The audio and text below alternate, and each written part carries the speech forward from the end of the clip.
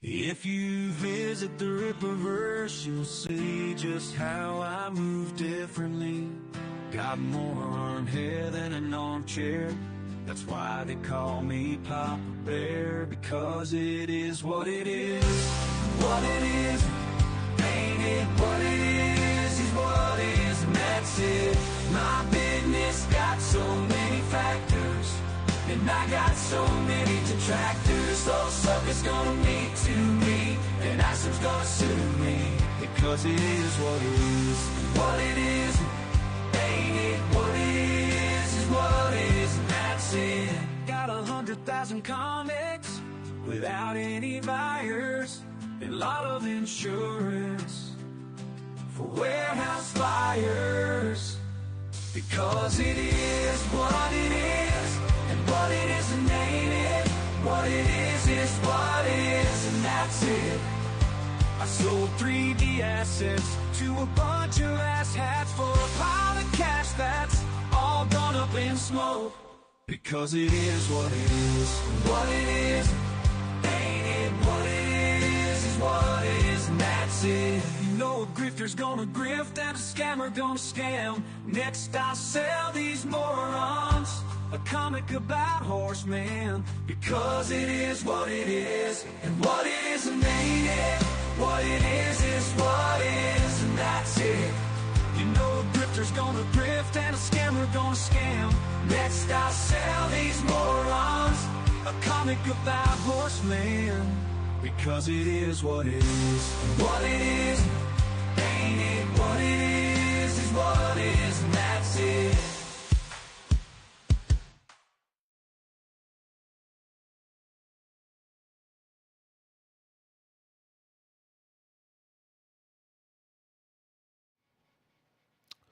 All right, everybody, what is up? What is up? I am glad to be back. I know it's been a minute since I've done a stream. I've been incredibly busy, per usual. Hold on, I gotta take a swig of this water. Dude, it's like difficult to like lift up that glass. Not to sound like a little bitch or anything, but I got like tennis elbow, and I don't even know how I got it. I was hold on one second. I'm like hearing my own voice, and I thought I would get used to it, but I'm just not. I'm not, guys. Let me go ahead and turn it up on the stream. Okay, there we go. Yeah, no. So I got tennis elbow, and I don't even know how I got that injury. I like went to sleep, and I was perfectly fine, and then like the next day I woke up, and like my elbow right here was like in excruciating pain.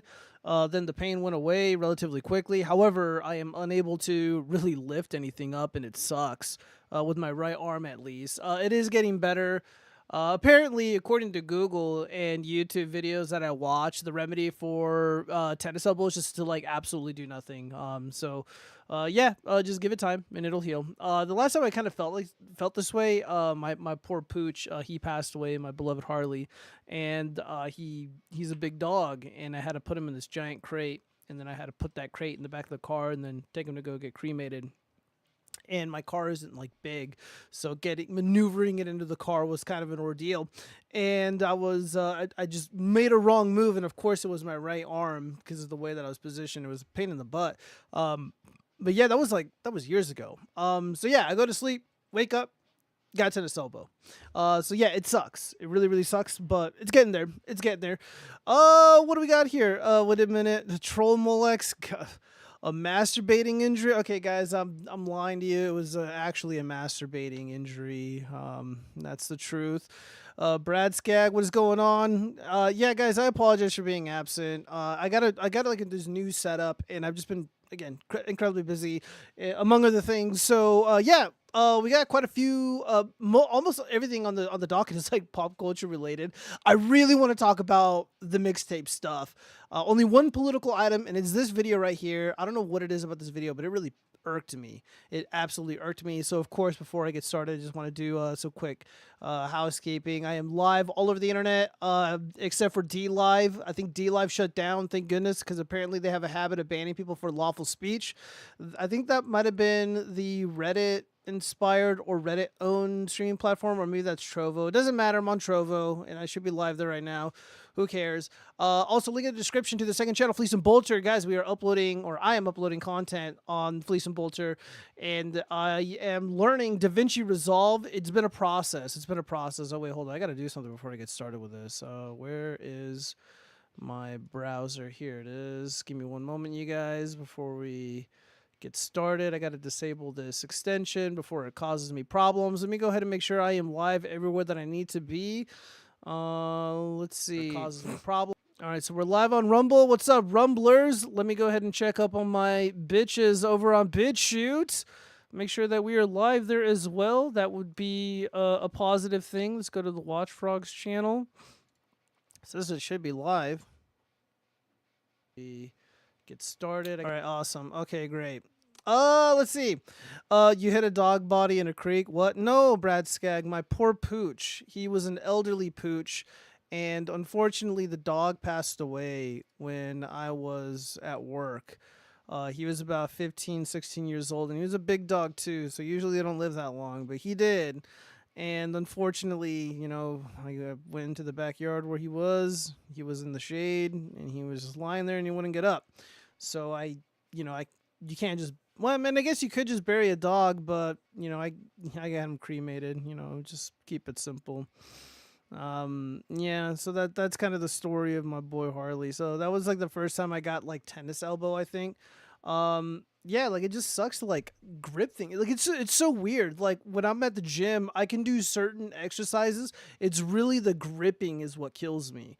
So I gotta like, you know, be really creative with the way that I manipulate the weight. So I'm on machines right now. I can't really do like free weights and stuff. I can't do curls or whatever. Even if it's like something light, like 40 pounds, like just gripping the handlebars really sucks. I would have been eternally depressed if I was not able to ride a motorcycle, because when you're riding the motorcycle, you know, your hands are like this the whole time. But fortunately I can, thank goodness. So yeah, sorry to hear that, Rip Puppy. Oh, I mean, this is like a few years ago, man. He was a good boy. He was a loyal boy. He lived a very peaceful, happy life, and a long life too. Unfortunate, and he got like cancer too, and he beat it. It was like almost $6,000. And I told that dog, I'm like, man, you better give me like another 5 more years, buddy. That's a lot of money, man. So after that, I just told myself, I'm like, I love animals, I love dogs, but I don't want to take care of pets anymore. It was too heartbreaking, and it was a lot, guys.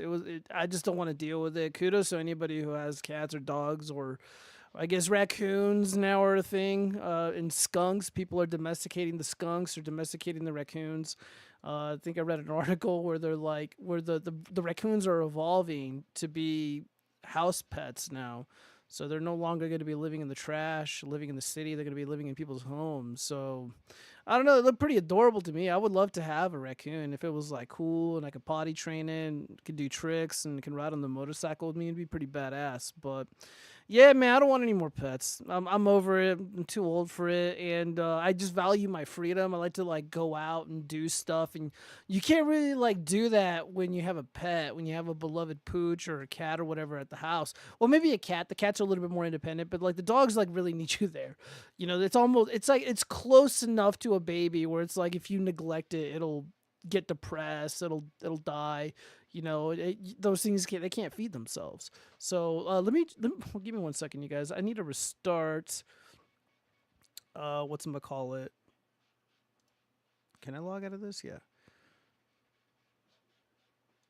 I need to log out of my chat really quick. Okay, why is this not working? What the hell is going on? You know, I don't even care. Obviously it works. Let me do a test. Okay. Well, whatever. Deal with it when I deal with it. Let's just go ahead and jump right into the topic here. The one and only political topic that I have is this video here. This man on video asked what we should do with Trump supporters once Trump is gone because he can't see them as normal people anymore.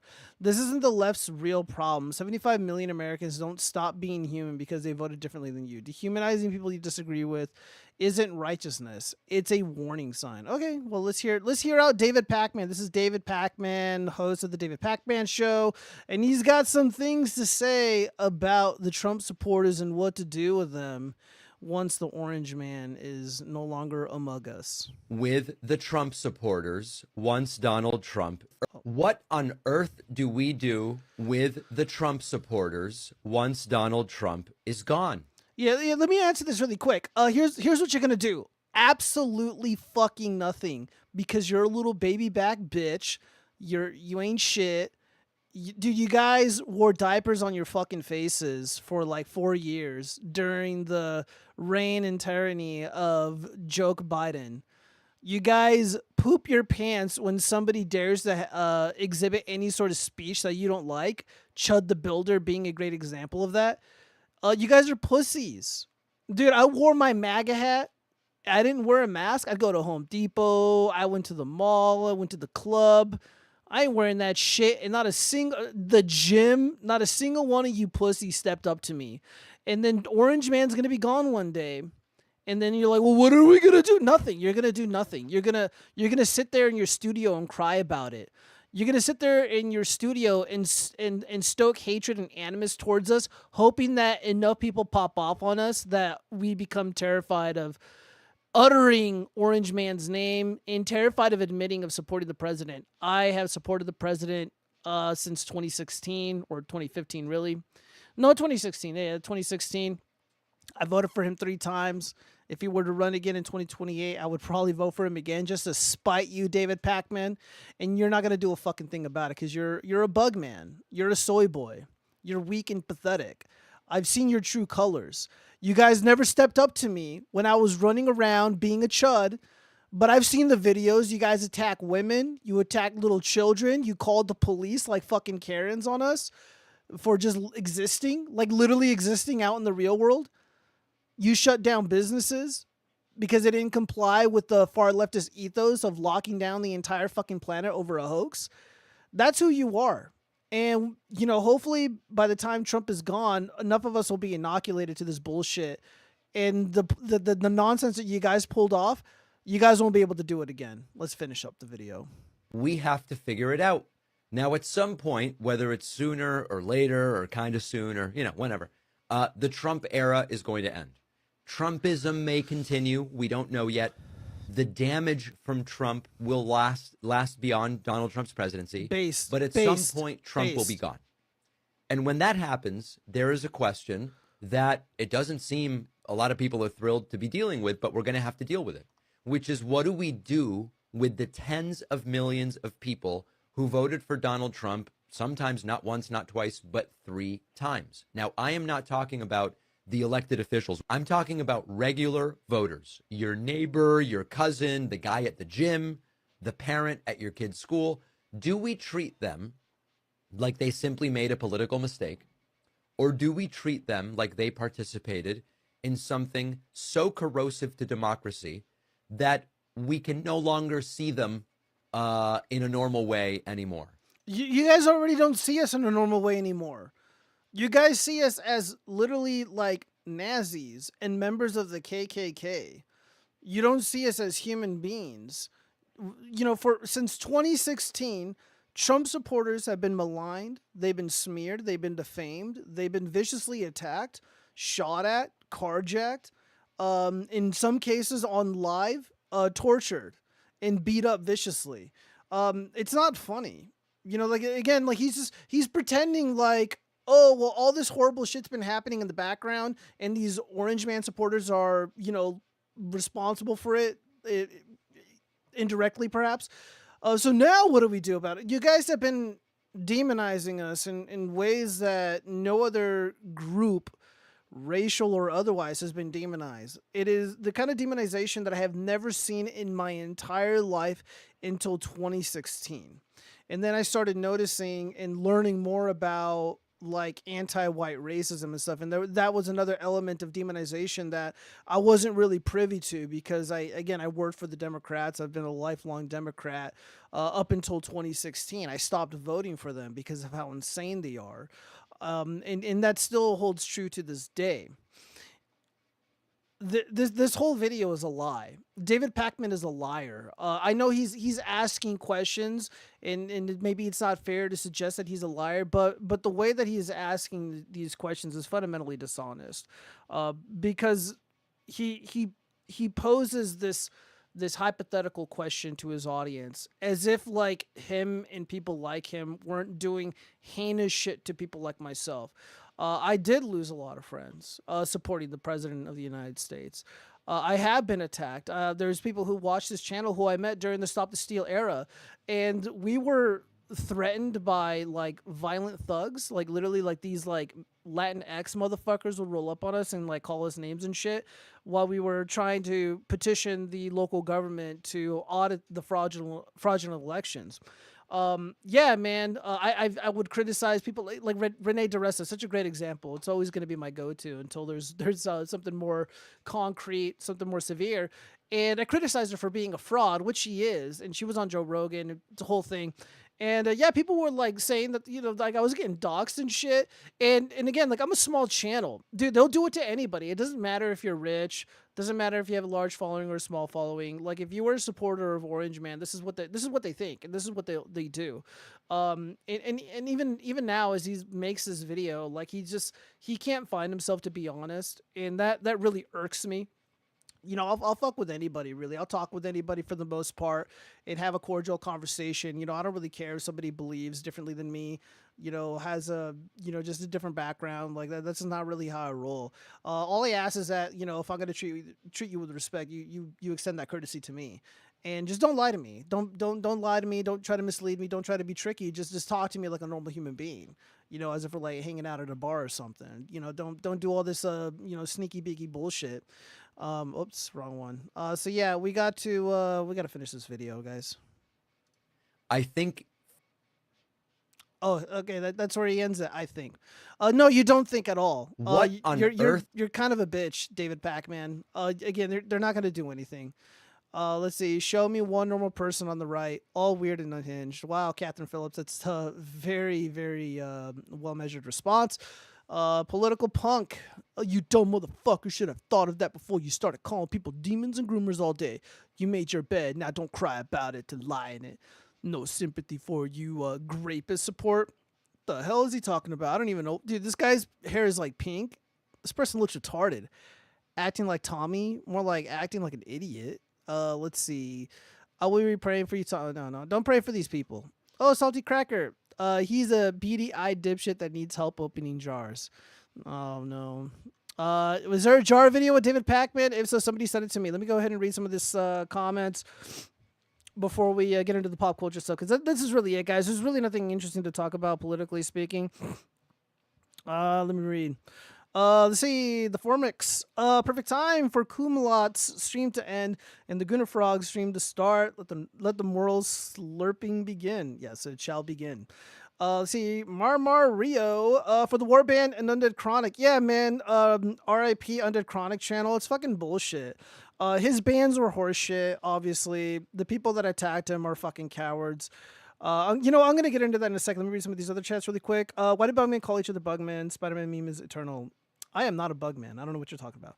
So Trump supports are demonizing more than the pygmy tribes in the Congo who are hunted as small demons. Okay, Judah, reality. Dude, I don't even know what you're talking about. They call this mean names, Judah. Well, no. Well, the names have power. They hold weight. You know, the words matter. Words absolutely do matter. Now, on the topic of Chronic and the Warband, if there's a, I'm gonna DM him. But if there's a link, somebody wants to share it with me to his new YouTube channel, let me know. Yeah, man. If I were to give him like any advice, it would be like to quit mentioning that he's been banned before, because obviously anybody who doesn't like him is going to just use that against him, and that's just certainly not what you want, especially when you're trying to grow a channel and like garner like super chats and stuff. Yeah, it's bullshit. People shouldn't be attached or demonetized for or banned really for calling other people cucks. And it really sucks being in the space because there's like he says, there's very few people who actually call out cucks and call out people who are engaged in the kind of behavior that the quartering is engaged in. And yeah, we get punished for it. I think drama should absolutely be allowed. But you just got to be careful, the way that you word things, the way that you say things. Yeah, because I was listening to the Greencast IRL on Rumble, and dude, the guy was going fucking hard, man. It was hilarious. Luckily, I had my headphones in. I didn't want to get in trouble or have people look at me all weird because I was in public when I was listening to the stream. I was out and about working, so yeah, I can't really have people hearing me listen to somebody scream the F slur and shit.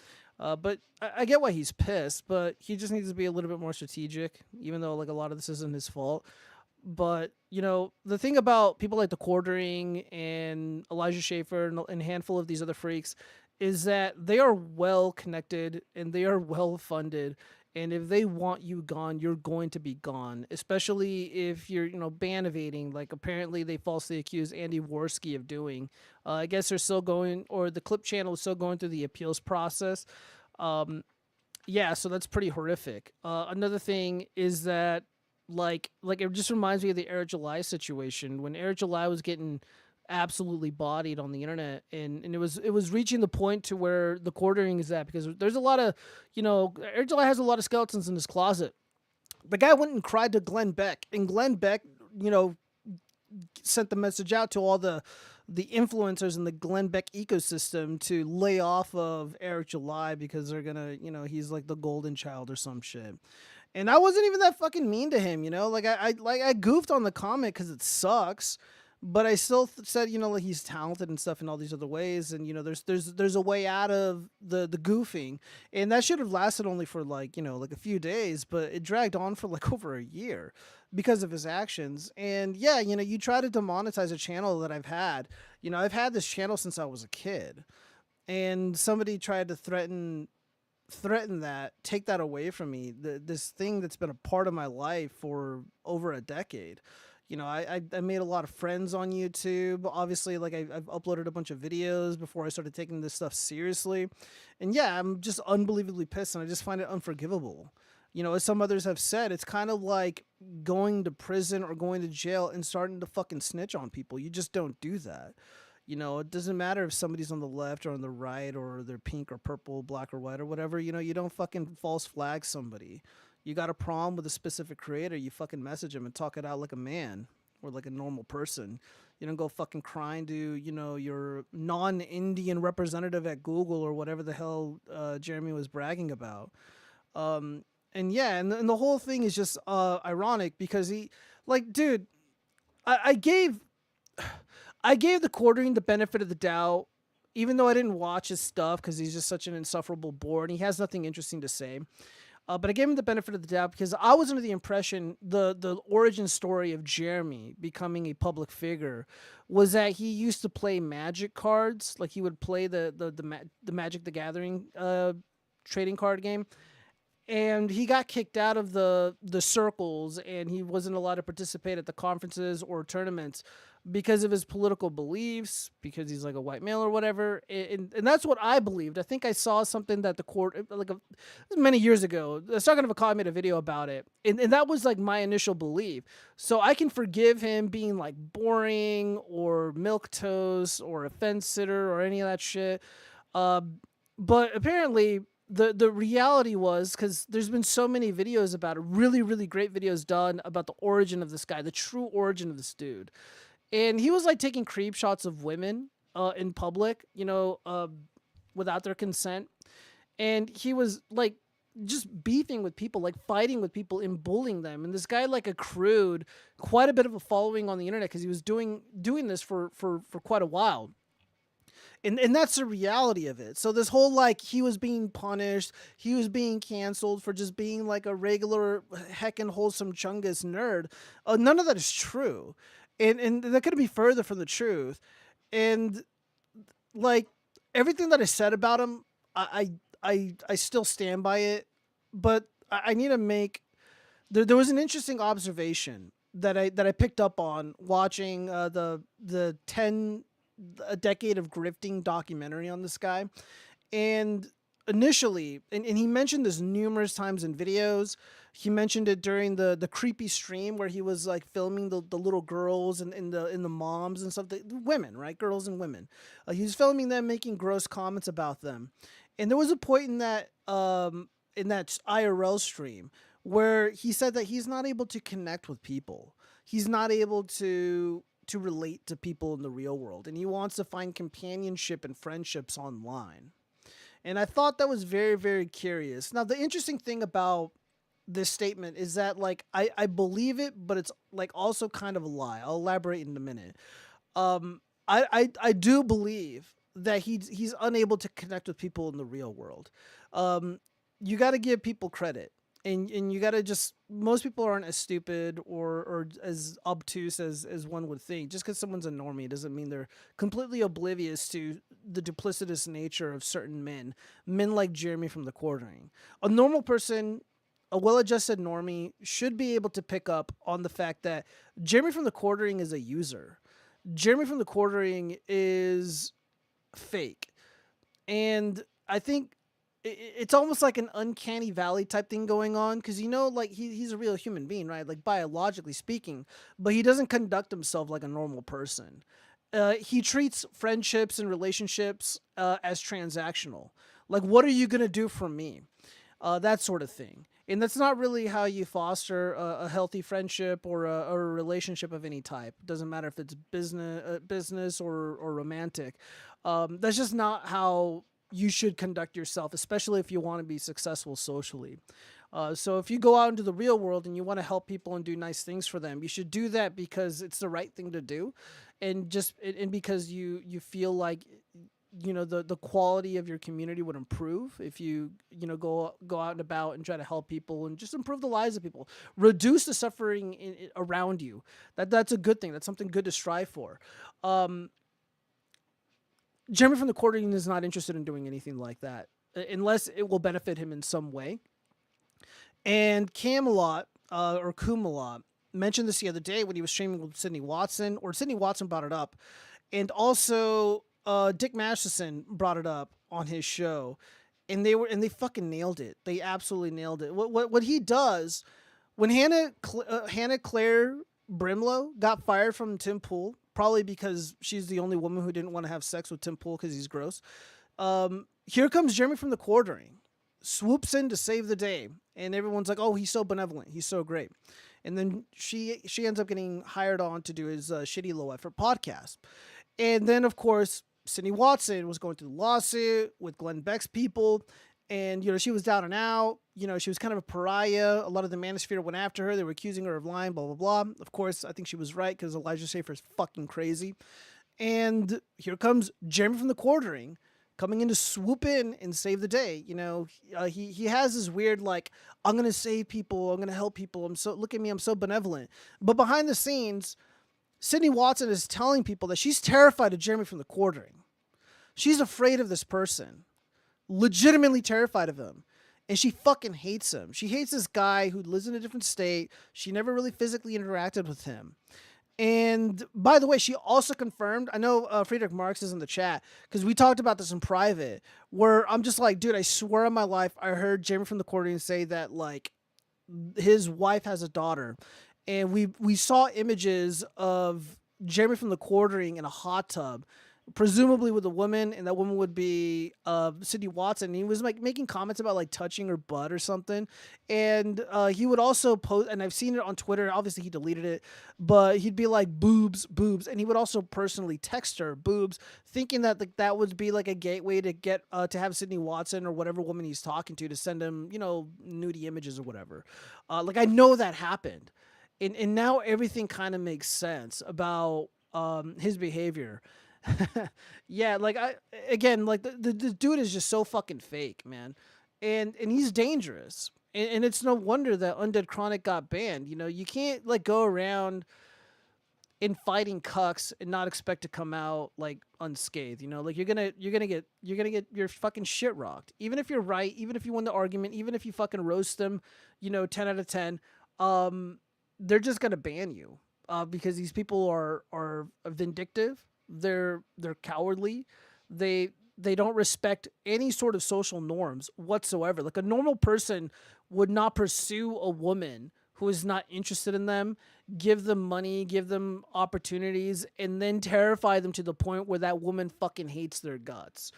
If they're willing to do that with somebody that they want to have a romantic relationship with, what do you think they're going to do to you when you're making fun of them and calling them cucks, calling them, fat or whatever? They're gonna go fucking scorched earth, man. Like Jeremy from the Quartering, is an insane person who will fight fire with gasoline. He's at the I don't give a fuck anymore phase in his life, or even in his career. And God help anybody who stands in his way. But this has gone radioactive. This has gone nuclear. And I think there's strength in numbers. So the more people that shine a light on this monster, the better chance that we have to survive it. But to me, what bothers me the most about a lot of this is the hypocrisy surrounding Jeremy from the Quartering, in the way that, how do I put this? I know it's kind of like beating a dead horse, but everybody is dogpiling this guy. And rightfully so. He doesn't really deserve any sympathy. And people are treating it like, he's like a digital terrorist, and like he's this awful dude. Where do you think he learned a lot of this stuff from? This is the kind of shit that Eric July was doing. He was literally doing this. He lifted art from an artist that I knew growing up as a kid. And I reached out to the family of Ed Roth, and I let them know who Eric July was, and I let them know what the fuck he was doing. He was stealing their fucking art. He was stealing a dead man's art. And nobody gave a fuck when he did that. He flagged my channel. Multiple videos were removed. I was this fucking close to losing my channel because I made fun of this shitty low effort comic book. And yeah, like the Kino boys are going fucking scorched earth, and I don't blame them, because they're targeting their the Quartering is targeting their livelihood. And Eric July did the exact same thing to us. And he's a fucking snitch, bros. Like, he called the fucking cops on us. Well, maybe not me, but, people that I know. He's a fucking bitch. And all these fucking nerds, from the Friday Night Tights crew or the Geeks and Gamers crew, they want to act like they're above it all and that they're warriors for free speech. And they're going to put they're going to put Jeremy in his place. And again, like, I'm not saying he doesn't deserve it, because he absolutely does. But none of y'all did this shit when Eric July was on a fucking warpath. Granted, Eric July was a lot smarter about it. He was a lot more savvy because he's got a little bit of street smarts. But most of his life is also kind of like Jeremy. It's like, it's all fucking fake. The guy's so fake. And the reason why they were more adamant to protect Eric July versus Jeremy from the Quartering is Jeremy's a fucking dork. I mean, Eric July is a dork in different ways. You got to be a little bit more intelligent to kind of see through it. But it's probably because these nerds, all these dorks, all these culture warriors, a lot of them are like insanely uncool. And maybe they think in their mind, hanging out with this black dude will lend them some sort of, a little bit of credibility in like the cool department. I don't know. I don't know, guys. But it wouldn't surprise me if the kind of power that Jeremy from the Quartering has, Eric July has more of it. Because Eric July is just a little bit more savvy about this shit. And Eric July actually has some sort of talent, and Jeremy from the Quartering has none. The weird thing about Jeremy from the Quartering, something else that I picked up on, I don't think he loves anything. I don't think he's passionate about anything.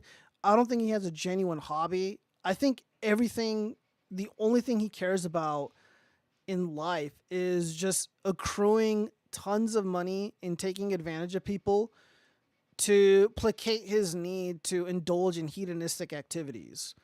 Like, I don't know, cuckoldry, just consume sinning, just being a slave to, the chaos demon Nurgle, the chaos god of gluttony. I think that's all he cares about. I think he does it to conceal something. There's something dark. There's a darkness in Jeremy from the Quartering's life. And he conceals it with like, oh, this month I'm a Magic the Gathering player. Next month I'm a Pokemon fanboy.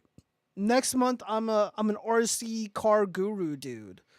Look at all this RC stuff. he started off as like, I'm an IT independent repair do it yourself guy. Now he's a culture warrior. Now he's MAGA. Now he's he's like everything and nothing at the same time. And everything he does, it's fucking low effort garbage. Like, he doesn't give a fuck about politics. He doesn't care about Trump. He doesn't care about gaming. Like, he just likes to abuse people. He wants to control them. He's a fucking freak. That's why he surrounds himself with these women who are like very vulnerable. All of the women in his life, or at least professionally. I don't know about personal life. He finds them when they're down and out, and then he just fucking abuses them. Like, it's gross. Like Eric, like, dude, the quartering is fucking sick, guys. Like, this dude is sick. Like, he would terrify me. Just thinking about it terrifies me. And this is largely why, like, I don't really want to fuck with other creators, man. Because you never know what's really going on in someone's heart, what's really going on in their mind. And you know, like, and I don't know who it was. I think it was Kumalot, where when like things really started to go bad on Twitter, on social media, he started like invoking Charlie Kirk and shit. And while like I do consider myself like a Christian and stuff, like I don't really like to talk about my faith in God and you know, that sort of thing, because like I don't want to come off as somebody who's like pushing the religion on people. And there's just so many grifters and there's so many dishonest people that will invoke my God, the God, and use it to shield themselves from any sort of criticism. And it's really fucking sick. And again, like I didn't notice it because like I don't think I followed him. Maybe at the end I did, just to follow up with the drama, but there's just no reason to follow Jeremy because he doesn't have any opinions. He doesn't care about anything except hurting people and controlling them, and just indulging in sin. It's like all he really lives for. Nobody loves him. He tries to like trick people into loving him, but deep down they don't. They end up fucking hating his guts, like Sydney Watson, who's like the sweetest girl ever, and she can't stand the guy. Like that's sick stuff, man. That's sick stuff. I mean, granted, there's plenty of people who hate me, but I'm different though. You know, I'm cool with whoever, but I have my opinions, and I'm not gonna be quiet about them. I'm not gonna lie about them. I'm at that point where it's like, look, this is who I am, and if you don't like it, that's not my problem. My life is great, you know. I'm not here to like impress anybody. I just want to live a clean life, and I want to create art, and I want to make people laugh, and I want to help people. It's why I do a lot of this like tutorial stuff or like tech videos. And yeah, I can't wait to do standalone videos again now that, you know, my plate has been cleaned off of some of the projects that I've been working on. And that's honestly how I feel in my heart, guys. I know like right now Orange Man isn't popular. I could have easily done the Zionism, Jews to Jews, but I don't want to do that. Like, one, because I don't fucking hate anybody. And I also don't want to ruin my life, and I just don't fucking care about any of that shit. I think a lot of this stuff is fucking stupid. And again, like, if you really have a problem with the Jews or whatever, it's like stop consuming the Goyslop. But whatever, man. People don't want to listen, and it's their life, so fuck it. Again, like what I'm trying to say is like I could have easily lied. And no, I'm still an enthusiastic Trump supporter, even though you guys are gonna call me a Jew and shit, whatever. I'm still me. I'm still a fucking nerd. I don't pretend not to be. But Jeremy is like, oh fucking, he's on a whole nother level, guys. It's fucking, dude, it's scary that people like that exist, man. And he's not even like a he's not even like a Jeff Bezos or a Bill Gates or like a Trump, and he's still this vindictive and powerful enough to the point where people are terrified of him. But I'm not, you know. But then again, like, I'm not really doing anything to him. I'm just talking about him. It's quite a rant. Let me read some of these comments. You guys have a lot to say.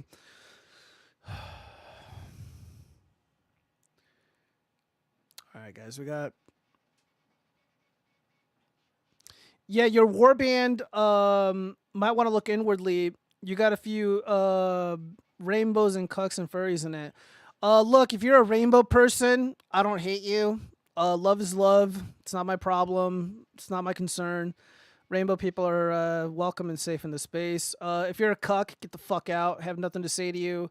If you're a furry, you do disgust me, but I don't know what it is, but furries are generally nice to me. As long as you don't involve kids in whatever it is you're doing or promoting your bullshit to children, we're cool.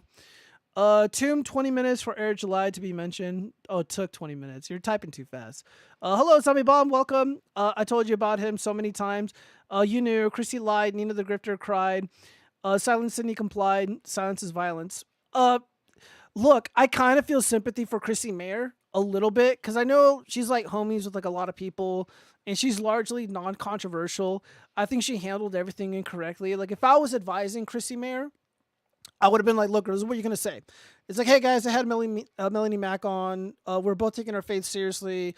We're both going through some personal stuff in our lives, and our lives have dramatically changed in the last couple of years. I understand there's a bunch of shit going on with Jeremy and whatever, and like we honestly really didn't want to do that. I didn't want to spook or hurt my friend's feelings. Can you guys like just chill out for a minute and give me some time to address this like on my own? That would have been a great response. But apparently she didn't do any of that. So whatever. Nina the Grifter cried. Yeah, I don't really give a fuck what Nina stupidity has to say. She's a fucking dumb bitch. And Silent Sydney complied. I do have a little bit of sympathy for Sydney Watson. Just because of the professional relationship that she had with Jeremy. Again, she's a woman, a small, dainty Australian woman, far from home. And Jeremy from The Quartering is a frothing slug. And when somebody who's a millionaire, allegedly, threatens to sue you and you can avoid it, yeah, just avoid it. She did the right thing. I have no qualms with the way that she conducted herself, thus far at least.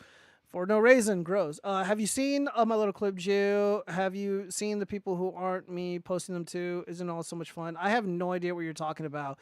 If you're sending me stuff on Discord, I don't like people having access to me, so I have it completely muted. I don't really respond to messages on Discord. Anyway, enough gay frog for today.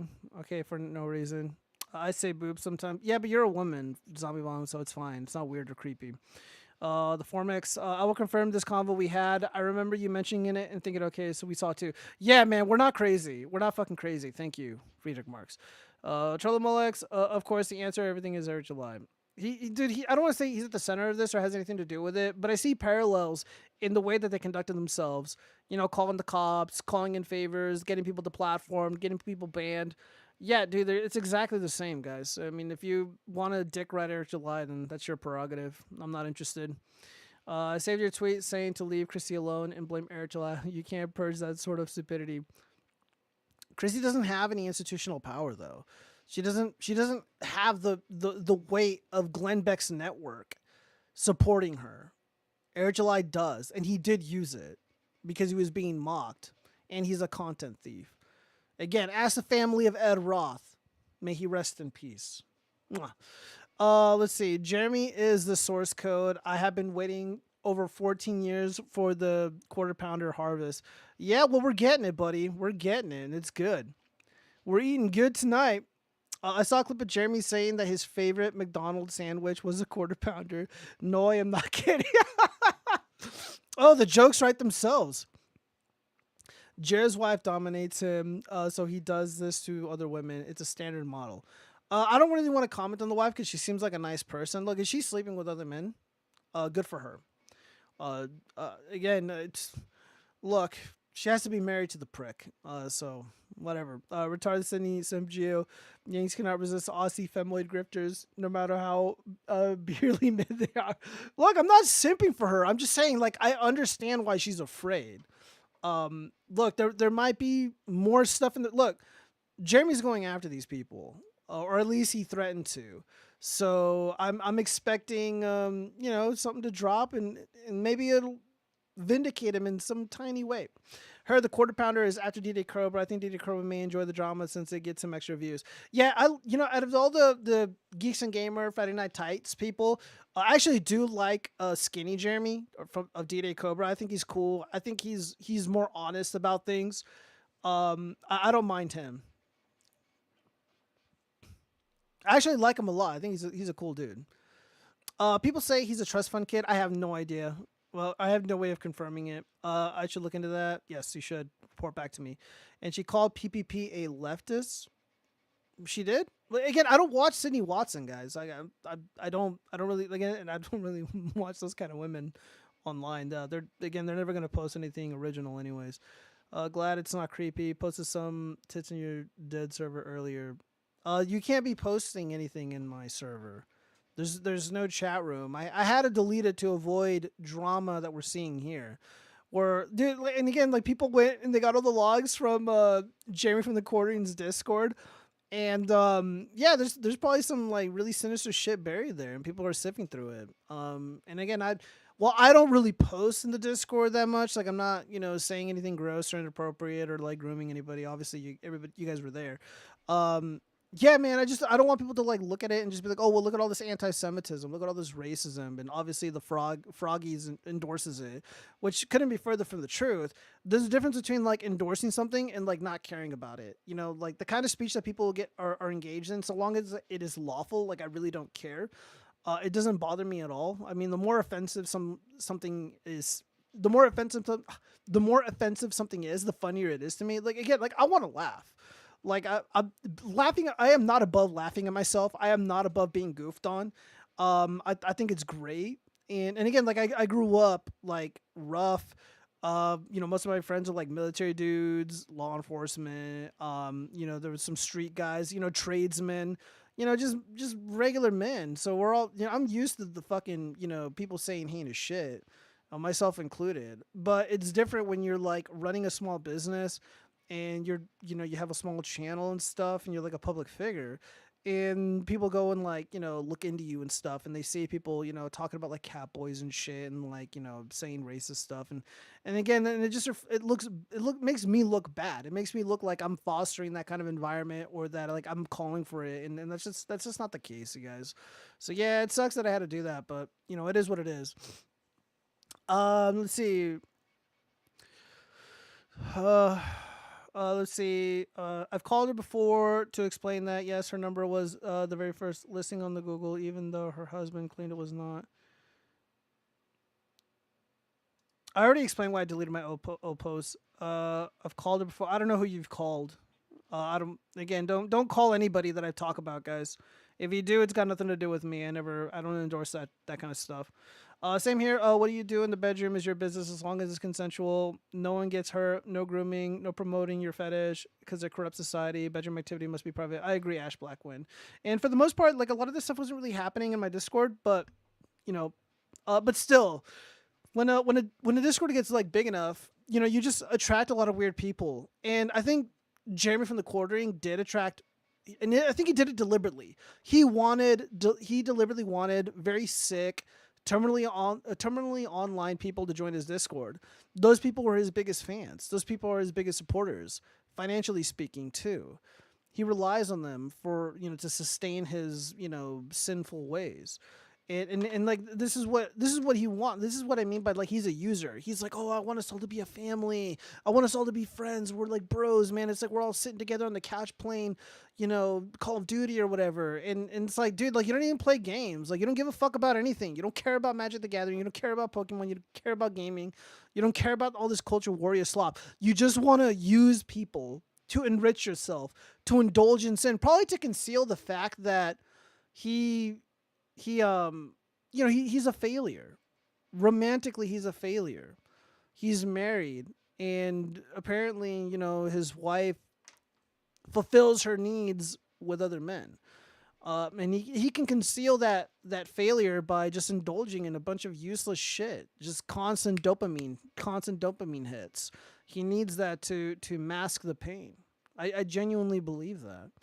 Because his behavior is just, it's fucking insane. Like, how could he be that rich and, like, this, like, pathetic?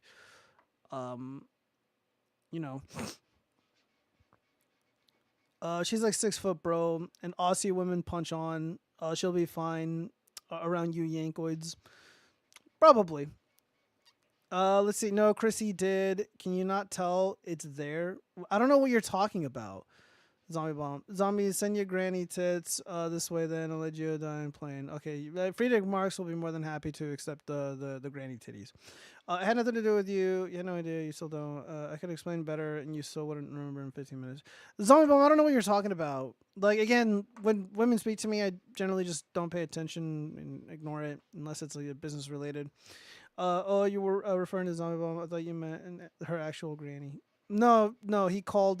Yeah, Friedrich Marx called her a grandma, which is inappropriate, disavow. All right, guys. Well, shit. There was one other thing that I wanted to add that I thought was kind of interesting, and it was oh shit. I should have had notes. I should have had notes, but I did pretty good without them. It was something that stood out to me when listening to this quarter or following more recently, more carefully this Jeremy from the Quartering drama, and I think it was more so the oh fuck man, oh it's gonna piss me off. I can't remember what I was gonna say. It was the last thing, and I thought about it. I'm like I gotta say this because it was so good. Damn, I can't remember. I can't remember, guys. Well, it was only one thing, and I think we covered quite a bit. Yeah, dude, Jeremy, stay away, demon. Stay away, demon. Let's see. What do we got here? Let's go ahead and move on to the pop culture shit. So yeah, there's gonna be a new Gamergate Among Us. So Anita Sarkeesian describes the Gamergate movement as nothing more than a backlash against an industry that was finally starting to change. Gamergate is really a sexist temper tantrum. They're going after and targeting women who are trying to make changes in the industry. They're attacking anyone who supports women.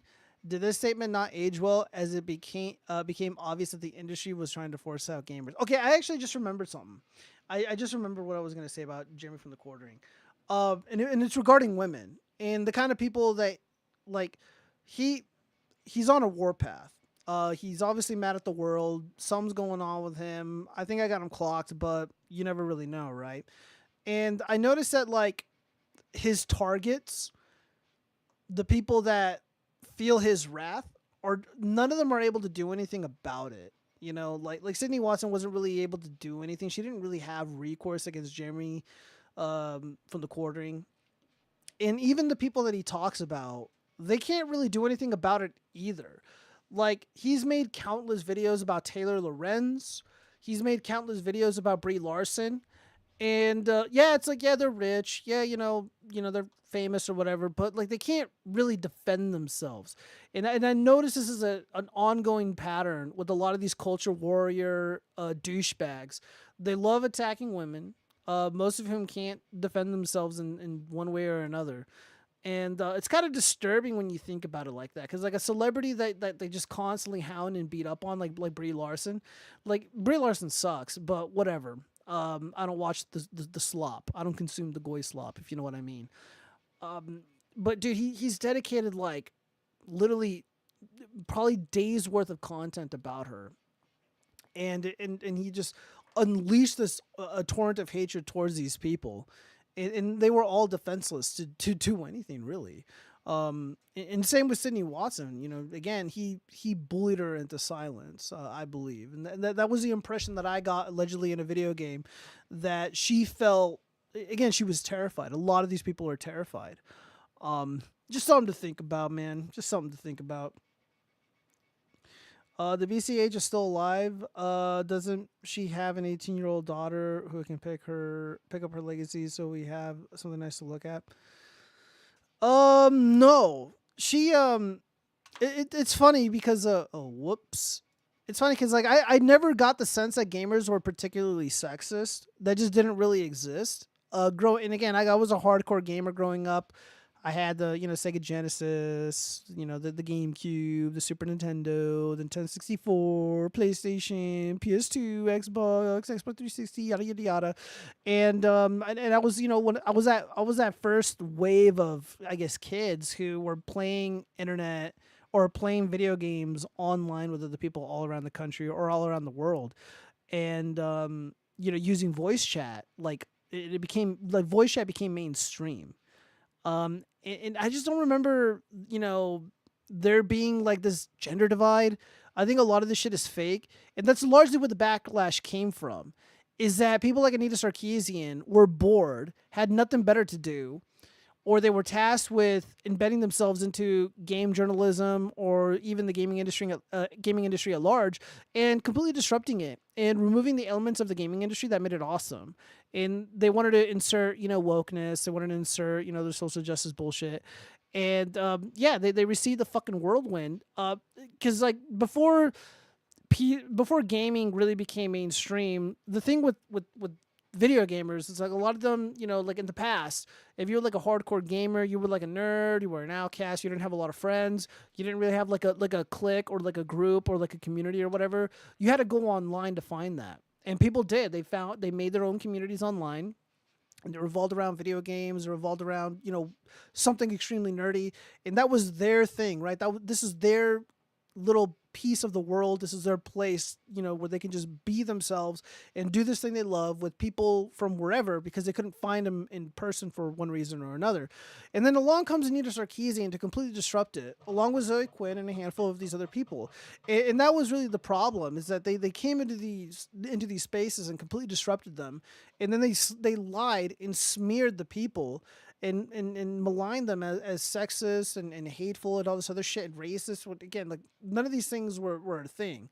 But they made it that way. And if anything, their actions stoked a wave of sexism and racism and all the things that they claim to have been fighting against. And they made it political. They really did. So yeah, she wants to say that the Gamergate is really a sexist tantrum. No, I'm sorry. None of this is true. And again, this is going to tie into this video game that just came out. Here's this Jeremy from the quartering thing. No, we already talked about. Oh no, what is it, dude? This is a surprise cringe. We'll have to get back to this. I'm sure you guys have seen it, but we'll have to get back to this later on.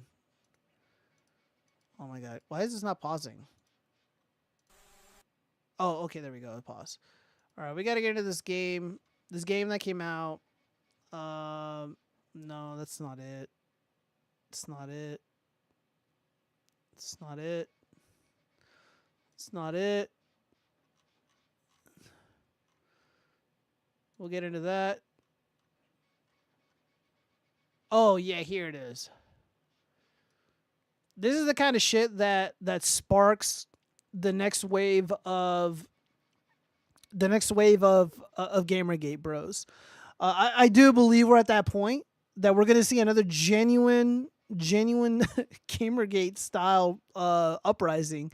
And it's because of this game called Mixtape. And again, this has nothing to do with, again, like, I play video games I'm a PC gamer. You go on the Steam library or the Steam store, there are tons of games that are just complete fucking just garbage. They don't work right. Whatever. They're just bad by every meaningful metric that you can think of. And if a game sucks, a game sucks. Whatever. Just avoid it. Move on with your life. But I've never seen a game since being on Twitter being pushed as hard as this. And it's a dishonest, and like when Gamergate happened, like I was a kid, like I was really young, and I didn't follow it too much. Like I didn't really get it, until much later on. And even then, like I had a lot going on, so I just couldn't invest a lot of time in like being mad at these people. And even now, it's like if a game sucks or it's like woke or whatever, I'm just not gonna buy it. I'll go online, see what people are saying, spend like 20 minutes seeing what's up, and then that's it. But for like days, people are a lot of IGN, Microsoft, and a handful of other like really big corporations. They're like suggesting this game is literally a masterpiece without a hint of irony or sarcasm. They're saying this fucking piece of shit game is a masterpiece. I'm gonna have to play it without audio because it's they somehow were able to buy the licensing to play the music in the game. And I don't believe I have such a privilege being a streamer, a lowly streamer on the internet. Yeah, so look how fake this shit is. Okay, so this guy, wow, these mixtape packages that A_I sent out contain a fully functioning CD player and retro headphones straight from the game. This is so cool. Yeah, first off, normal people don't really speak like this, especially when reviewing things. All right, so let's see. So we got a nerd. Oh, yeah, he's playing the game. Oh, shit, I can't play that. I can't play the audio. Yeah, so he's the music from the video game is playing. The game is dropped off at the front door. he fatly goes to open the box with a knife, and he's looking at all this super cool merch that came with this totally indie game. There's a hacky sack. There's some candy, I guess. There's a tech deck. And of course, you get a game. Oh, and these like little headphones. Apparently, all this is like functional too, so that's kind of cool. Yeah. So, I mean, this is kind of a neat package, and of course, this has got community notice. So, this is a blatant advertisement for a product, and it is not being disclosed as such. Yeah. So the community notes came in clutch. And I've had quite a bit to say about this. I've been chimping out myself on the internet. Yeah, this is very inorganic. This is very inauthentic, and it makes me sick to my stomach. It really riled up people's jimmies. And again, it's just like, it's not the fact that this game sucks. It's more so that you guys are lying to us. And of course, and I'm pretty sure a lot of you have seen the videos where people are like, all right, I'm starting up the game. And then they put the controller down. And they're like this the whole time. And this goes on for hours, or for 3 hours. And even when there's like a point where you have to like interact with the game or push some buttons or something, like it's doing it for you anyways. Like, again, like this isn't a real fucking video game. And somehow it is a 10 out of 10 masterpiece, according to the largest gaming journalist on the internet. And dude, guys, I don't know why it irks. Dude, again, you can have any opinion you want. You can feel however you like to feel. Just don't fucking lie to me. Do not lie to me. It's all I could ask for is, I'm not going to lie to you. Just please don't do that to me.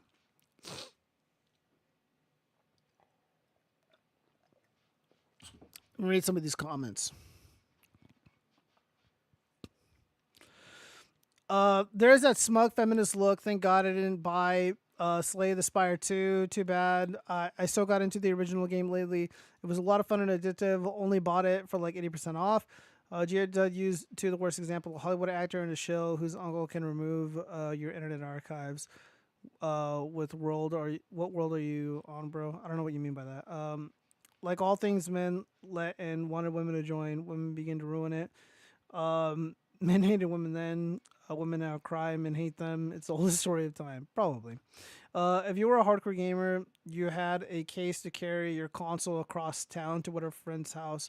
Everyone brought their games to that day. I did. I really did.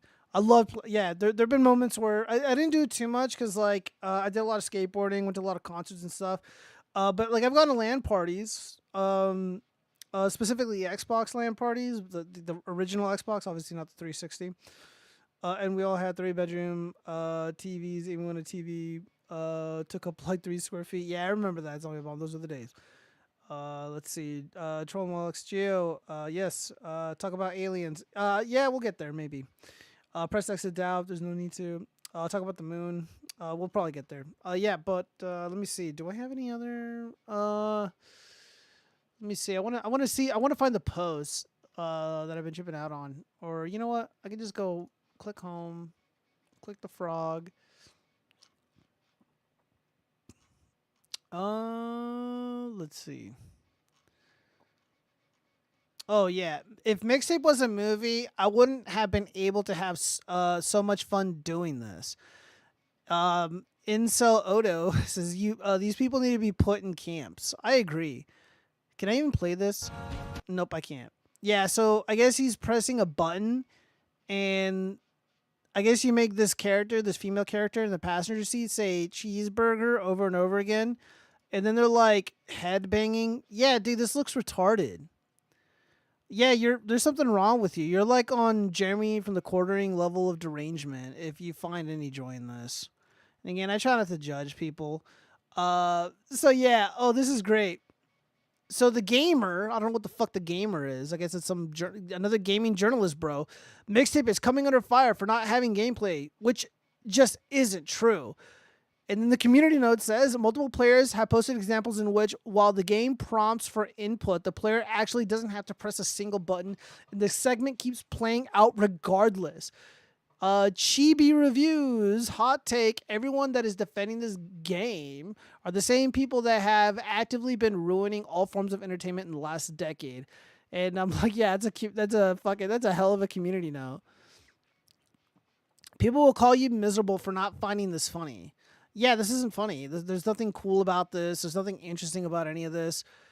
This is a very lazy game. This is like the Jeremy from the Quartering of gaming. The fuck is this? Jesus Christ. Mixtape is a game made by someone who didn't have friends, who really wished they had friends, and made this game on what they thought a friend group was like. Yeah, you know, like I've been fortunate enough to have a lot of friends, and like none of us behaved like any of the characters in this stupid ass so-called game. Your face when you threaten a woman's family to stop her from telling everyone that it. What did you? Oh gosh. So yeah, this is pretty. You know, let's find that. Let's see. Let's just type in mixtape. Let me see what we find here. Mixtape.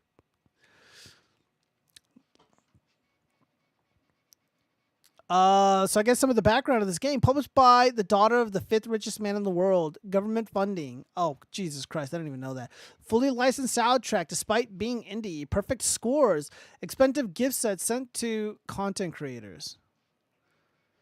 Some thoughts on Mixtape. Yeah, I don't really care.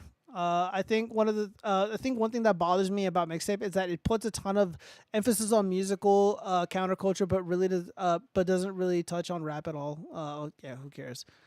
Oh yeah, you can simulate making out with a minor in the game. That's cool. Game journalists will call Japanese games over sexualized and creepy, and then give 10 out of 10 to this. Yeah, this is unbelievably cringe. This is the climactic final fight on Mixtape. All the people giving this 10 out of 10 and sobbing over my childhood, you're a failure. You failed at life. You didn't do this. You didn't live this. This is reliving fake arguments in the shower, a stroke session pathetic. I don't know who Fake Wizard is, but yeah, base. Mixtape is a game. Oh, yeah, I read that already. This is actually pretty good. Mixtape is the hypothesis, bourgeois art produced as a white settler turducken, a fantasy of youthful rebellion which the middle class never had, only to end on a note of realizing the world was actually made for them and the cops aren't the enemy. Let's see. I had to lie and act like I only played the demo, but it actually played all of Mixtape, and it's so deserving of these scores. Effortlessly cool and insanely confident in what it sets out to do. This is a genre-less experience. Buy it, support art. No, go fuck yourself. Yeah, oh my god. What the fuck? GameSpot is still around? A 9. Really? Game Informer 9? Yeah, GameSpot and Game Informer actually used to be reliable once upon a time. Disgusting. This is really sad to see. Oh, dude. Oh my gosh. Dude, this is pretty bad. What the fuck? Dude. No. Yeah, this is fucking face. This is fucking fake, guys. Yeah, we need another Gamergate. I won't participate in it, but I fully endorse another Gamergate movement. To put these fucking people in their place and make them afraid to push this slop, to force this slop into the ethos. Fuck this. Again, like I don't care that you made a game that sucks. Just don't fucking lie to me and say that this is good. There's nothing good about this. I've seen all the clips. Look at this. Look how fucking lifeless this garbage is. You can see. So this is. Yeah, there's music playing in the background. I can't even play these clips. Here's my review of the game, since apparently you don't even need to buy this thing to play it. The acting, the voice acting, trash. The visuals, this looks like the textures that you would find on like the basic bitch version of like Unreal Engine, the newest one. So it's not like they like went in there and did anything special or cool. Like all this is probably just like pre-rendered and shit. And again, because you're not really playing the game, like there's really nothing you can do. Like this is just slop. Yeah, this game sucks. So when people are like saying that it's good or that they had like a blast playing it, I don't. One, you didn't play the game. But you know what I mean. I don't believe you that you had fun, you enjoyed this. If anybody unironically bought this and played through it once, even if they finished it, they'll never revisit this again, and they'll never think about it again because it's such a shitty piece of shit game. Yeah, what the fuck is this, man? Again, just don't fucking lie to me, man. Don't piss on me and tell me it's rain. They'll use that photo and you go missing later. Can the camera handle the kind of sauce I'm putting out here?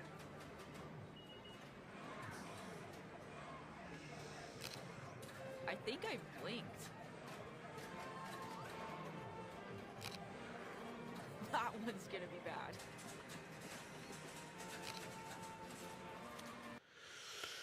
Ooh.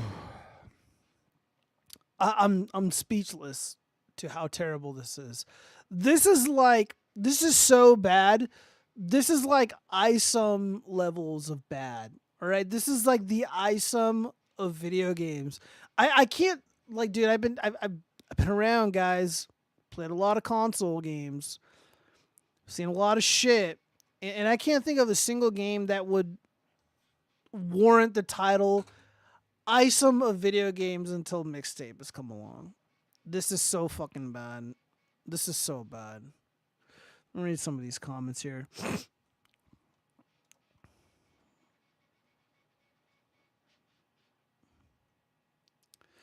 I don't know. I find joy in making you dance.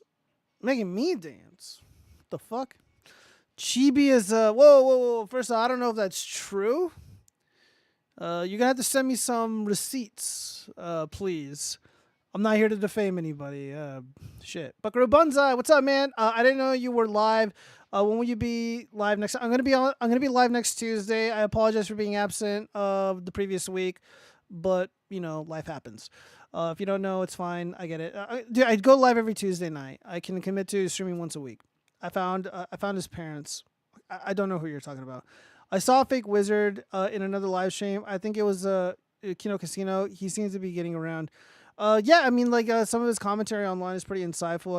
I got no issues with him. I think I saw him like on Friday Night Tights or something. I think he rolls with that crew, which is, again, whatever, man. Reminds me of a game called Yich. I think it was. I don't know what that is. Trolling Maxo. Support these nuts. No, thank you. Why was that so easy? Like, I found them with shit. Okay, moving on. I don't know what you're talking about, Zombie Bomb. I have no idea what you're doing. Media is full of women. Then Geostar wasn't why it's all shit. Look, there could be a lot of reasons for it being shit. I'm not gonna single out anybody. I don't really game a lot, but are people pushing bad games because they are made by leftist streams propagandists or something, or the game is just bad or whatever? All of that is happening. The game is legitimately horrible. To call it a video game is like to call a motorcycle a car. Like, it's not really a game, and it's not really a movie. It's like a corruption of both of those things, which is really, again, like, I have to invoke it again. It's like the uncanny valley. Mixtape is wearing the skin suit of a real game, but it isn't. And people notice it, and it fucking weirds them out. It weirds me out. Like, this is fucking creepy, you guys. Again, like, people put stuff out there, and they hope that people like it. And if they don't, like, just be like, oh, well, this isn't that good. It's not for me or whatever. And then you move on. It's not what's happening. Why the game journalists are, you know, sucking the ass of this video game and the people that developed it, I have no idea, but I imagine the likely answer is that it's some sort of corruption, some sort of, you know, backdoor dealing going on. And again, it's just like, it seems like they're trying to manufacture praise. It seems like they're trying to, again, like manufacture this idea. They're trying to manufacture or not manufacture, but place into the minds of people that are reading the reviews that like they're planting seeds, and it's like, all right, here you go, and now you like the game because we told you it's a good game, even though it's not, even though there's not really gameplay, even though we only spent 10 minutes recording and that's our review, but we're gonna pretend that we played through it and it was fucking revolutionary when it isn't. Dude, it's fucking weird, bros. I don't know, but I can sense that there's something wrong here. There's something really, really wrong, and it really bothers me. And it goes beyond just like, oh, game bad, because again, like that's not the problem here. There's other shit going on, and again, people just want authenticity. It's why they go to the Geese and Gamer guys. It's why they like the Kino boys. It's why, you know, guys like me exist. and hopefully I'm trustworthy enough that people will take it seriously. But I know some of you guys like to attack me because I make fun of like the Joker and shit. I just downloaded the new Skate, and that game is hilarious. I've seen videos of it, Brad, but I haven't played it myself. Looks interesting though. I used to love Tony Hawk when I was a little child. All I play these days is RimWorld and World 1 Over the Top. Over the Top looks good, but these days, dude, like I'm just like, I don't want to say like I'm boycotting a lot of games, but most games are just dog shit and not worth my money. And I know the economy is really rough for everybody, so. Yeah, man, it's a shame that a lot of games that are being released are just dog shit. So personally, I'm fortunate enough to have like an extensive library of really good games, so I can always go back and play Counter-Strike. I have, contractors. I got my VR headset, that is always a blast. And I got banned from Rainbow Six Siege, but unknown to me, I can just download Roblox and play their Rainbow Six Siege version, so that's kind of cool. There's a lot of really great games that exist already, and a lot of them are free. And a lot of them have been around for a long time. You don't need a super powerful computer to play them. Granted, I have a very powerful computer, but it's for video editing and 3D rendering and stuff. But yeah, like most games are just awful. RimWorld is a little bit older, I think. And Over the Top does look good. I gotta watch another trailer again. It was that similar style of Life is Strange but uglier. Yeah, dude, that's another thing about this video game is that it's just so like unbelievably ugly. And like I know like art is subjective and visual appearance can be subjective, but like it's not just like ugly in its appearance and its presentation. It makes you feel ugly because you know what's happening on the screen is just fucking fake. Like it's inauthentic. It's not real. It's a fugazi. I get that style and character design being an artistic expression. I get that, but it also looks bad. Yeah, no, you're not wrong, Buckaroo Banzai. If you want to see a familiar Bugman stop video game, check out Yik Reviews. Auction house money. I don't know what you're talking about, Mr. Zombie Bomb. Chibi is a known fact. I don't know. I'm not familiar with Chibi reviews, bro. Buckaroo Banzai. Oh, so this really is just like a legitimate setup to Gamergate 2. Reviewers are lying to customers because they are bribed or aligned with the developers. Yeah, Buckaroo Banzai. That's honestly what it looks like. That's legitimately what it looks like. I wasn't really around for the first round of Gamergate, but I'm seeing this and like, dude, like I get why it pisses people off. And we can fight back by pushing legitimate game reviews. Guys like Splattercat and Manly Badass Hero, except they only seem to review indie games. Well, this is allegedly an indie game, so-called game. So that this is going to be right up their alley. This is a double-edged sword for a number of reasons. Obviously, there's corruption afoot, right? So that's a problem. And to review this game, you would have to set aside, I don't know, 3 hours just to sit there and physically watch what is happening on the screen, because you don't have to play the game at all. The game just plays itself. It's stupid. And then you have to go and review it. And I don't like that idea because I don't want to give these people money because they're billionaires, and two, they're just dishonest hacks. There's no fucking way in hell this game is a 10 out of 10 in any universe on any of these journalist websites. So yeah, the way to fight back is to not pay for it and to call these people shitheels and to mock them relentlessly on Twitter. Again, you guys have speech. We have our speech. We should use it to rebuke these people and to call them fucking liars, because it's what they are. This is a bastardization of our hobby, of our recreational time. We play, you go to work 8 hours a day, 10 hours a day. It's hot outside, it's cold outside, you're getting beat up, you're getting roughed up, by life, by the work. You get home, you just want to play games with the boys. Or maybe you want to do something different and you want to buy a video game, and you rely on these websites to give you an honest score so you can spend your money wisely, so you can have a little bit of fun, a little tiny piece of peace at home. And they're fucking lying to us. They're lying to people. Well, not me, because I know better. But yeah, they're fucking liars, man. It's really sickening. And I feel like at one point gamers, like, they had no representation. You know, their communities weren't big enough to really push back against this kind of shit. Way back in the day, because again, nerds were seen as like frail and weak and pathetic and all this shit, and now like being a nerd is like the default. You know, like everyone's a fucking nerd now.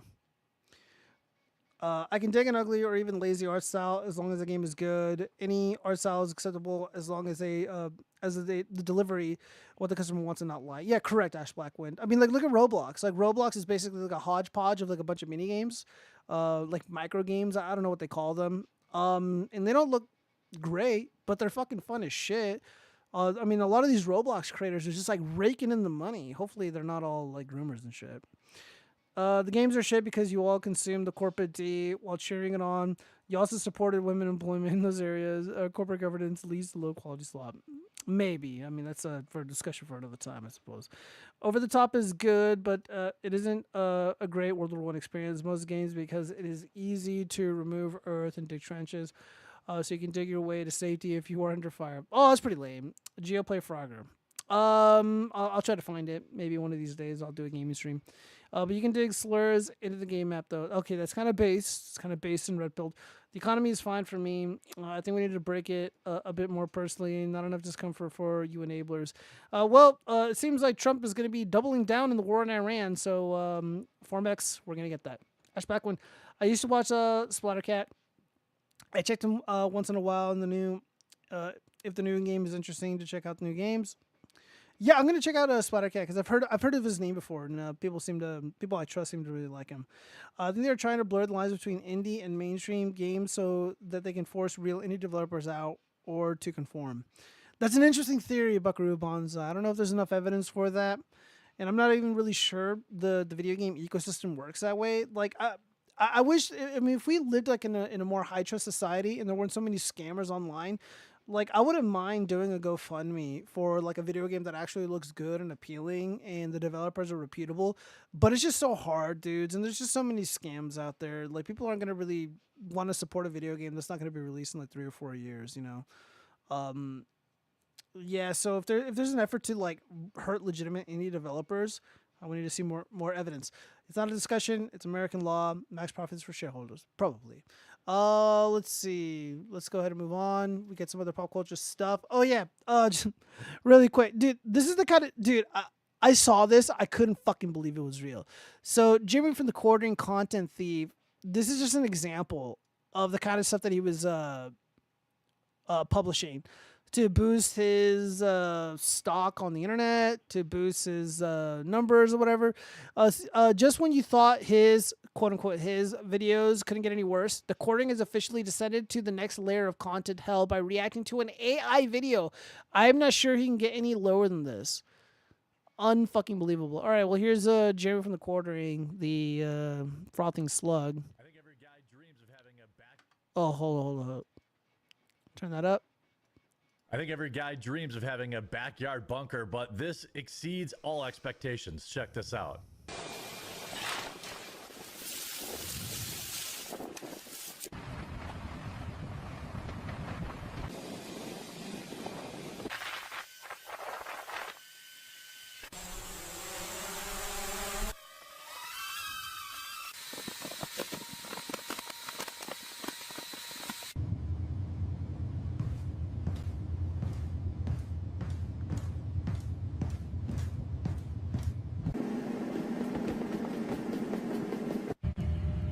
Inside a real airplane cockpit, we built a fully realistic flight simulator.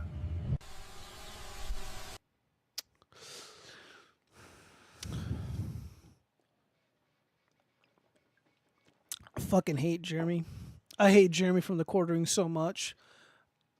Or you know what would be fun? All right, so from the perspective of a tradesman, let's talk about everything that's wrong with his build. All right, so first off, oh, Jesus Christ, I don't even know where to begin. All right, first off, you don't have any plumbing. You don't have any infrastructure here for the plane, and they just kind of put it in the dirt. Not only that, you would want to put a foundation underneath this. You would want to put moisture barriers all around. Oh my god. Or you'd want to put something up against these walls, I think. Okay, I see some sort of framing here. I don't know what they're covering this plane up with. It's a shitty AI video, so there's quite a bit going on. All right, yeah, so they just put like this weird like lumber framing around it. They didn't insulate it. They didn't you put a moisture barrier over this to protect the plane from like, I don't know, getting like water inside of it if it rains or whatever. All right, so then they cover it up, the whole thing, and now there's a latch right there in the center. And again, at no point did I see, dude, I can't believe you fell for this. There's no power lines. There's nothing here. There's not even a fucking well, so you can't be like, oh, well, there's a well there. Okay, so I see a bunch of panels here, a bunch of solar panels. So I guess that's where they would get the power from. It's a very, very large plane. You would need. This isn't enough solar panels to power this small dwelling, the lighting, everything inside this giant fucking plane. No. You got a gate here too.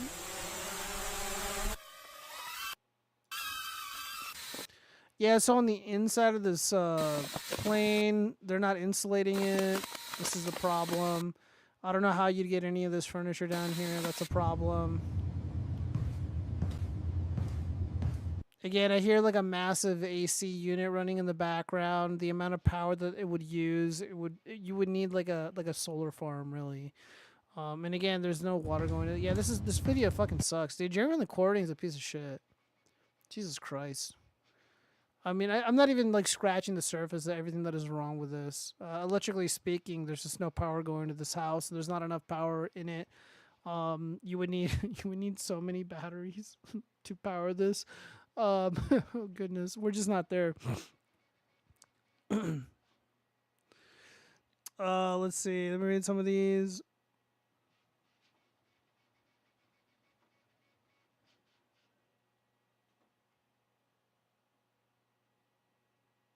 Let's see. Let's be real. Gio has never played a video game in his life. For no reason, you're gonna get banned for that.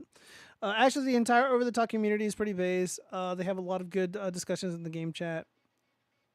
I'm gonna look up some videos of it later on tonight. It's not a discussion. It's American Love. Okay, I already read that. Gio plays Ubisoft exclusively. He's been enjoying the Assassin's Creed 4 remake recently. Brad Skag, delete that. Let's see. It's just a usual parasites trying to try and put on sheep's clothing. Look at me. I'm humble, uncorrupted indie game developer. Buy my sheep. Yeah, I know, right? Buy my sheep. Let's see. Gio's probably AI. Disavow. Content theft. Well, that doesn't even make sense. Trollbacks. I'm not surprised that a guy like Jeremy thinks that trees and bushes that big are just installed and now planted young and grown. I know, right? It's a dirt plane, Gio. There's no such thing as a fucking dirt plane. Fuck you. You wouldn't want that want the fucking wings left. Yeah, I know. Dude, the wings. Yeah, great. Good observation. I was just like watching it and I'm just like, oh no. Yeah, the wings would be a waste of space unless it can be used for storage somehow. No, I don't think you'd use it for storage, bro. To fight the graboids. Okay, there's only one legitimate to fight the graboids. Okay. Yeah, the wings are unnecessary and make it way more expensive. And yeah, you can't just drop a house down like that. They should just make shelters out of NASA moon rovers. Even nukes wouldn't do anything to you.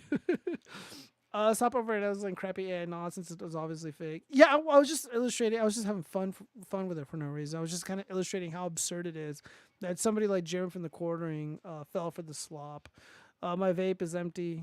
Good is what you get. You're gonna get cancer if you keep smoking that shit. Jeremy, dude, did you guys see that article? For no reason, this 22-year-old girl, she got fucking lung cancer at 22, smoking vapes. It's gonna be you, bro. Jeremy really is dumb. He called himself a normie in a stream once. He's just a cowardly NPC at heart. He's like a level 100 NPC because he achieved a lot and has a lot, but he still just no. He's not an NPC, Buckaroo Bonds. I'm gonna have to respectfully disagree. He's very vindictive.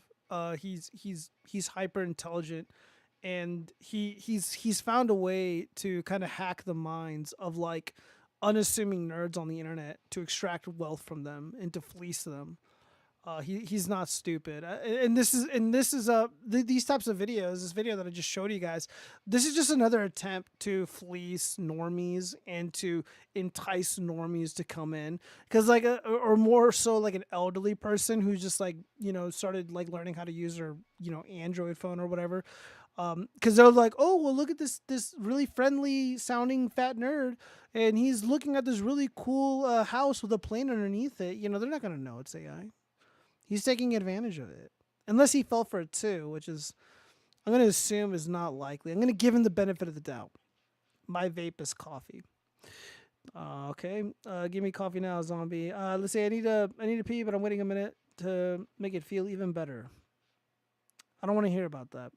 Delete that. Jimmy is ruled by the women in his asshole. Probably true. What's up, Ava Ben 1? How's my day? How's my day? My day was really good. It was really peaceful, but it was busy. I worked all day, and now I'm working some more on this live stream, but I'm glad to be here. I'm glad to be back. It's been a very, very smooth stream. No dropped frames. The audio is on point, and yeah, we got to keep moving on, guys. What do we got here? Oh, man, this is like this is old news. It's about like this guy. He's like, oh, white women, give me dads, my dick, and nobody does anything. And yeah, I don't really care. We got too many stories, and I want to move on. Oh yeah, back to pop culture stuff. What is this shit? Falling. Let me zoom in on this.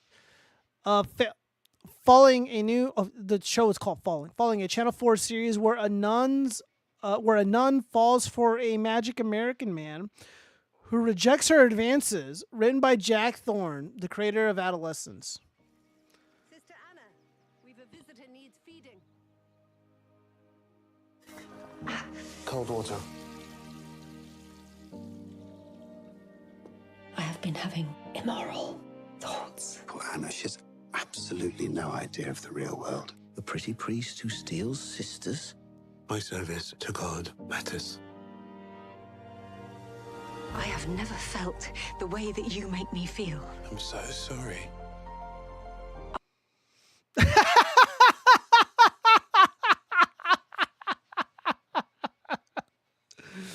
Oh, this is so fucking lame. I no longer wish to be a nun. This is going to be harder than you thought. Lately, things have become disturbed. No more drinking, not even a drop. You made me feel things. You were married to God, and now you're looking elsewhere. You made this choice, and he doesn't want you back. You shouldn't love me. I am shameful. Man, this is really subversive. They should just call it Ma Dick the movie. Oh God. Let me see. Literally every commercial. Oh, disavow. When you get to the comments and someone already wrote, it's disavow. I wonder which nasty Jev producer is behind this fucking filth this time. I don't know what a Jev is, but I don't like these Jevs. I don't think we should reject this purely because of the. Okay, I'm not moving. I'm moving on. $500 says, disavow. Whoa. Why couldn't Mr. Jack Thorne do an original series for the DEI leftist crowd? An imam falling for a trans.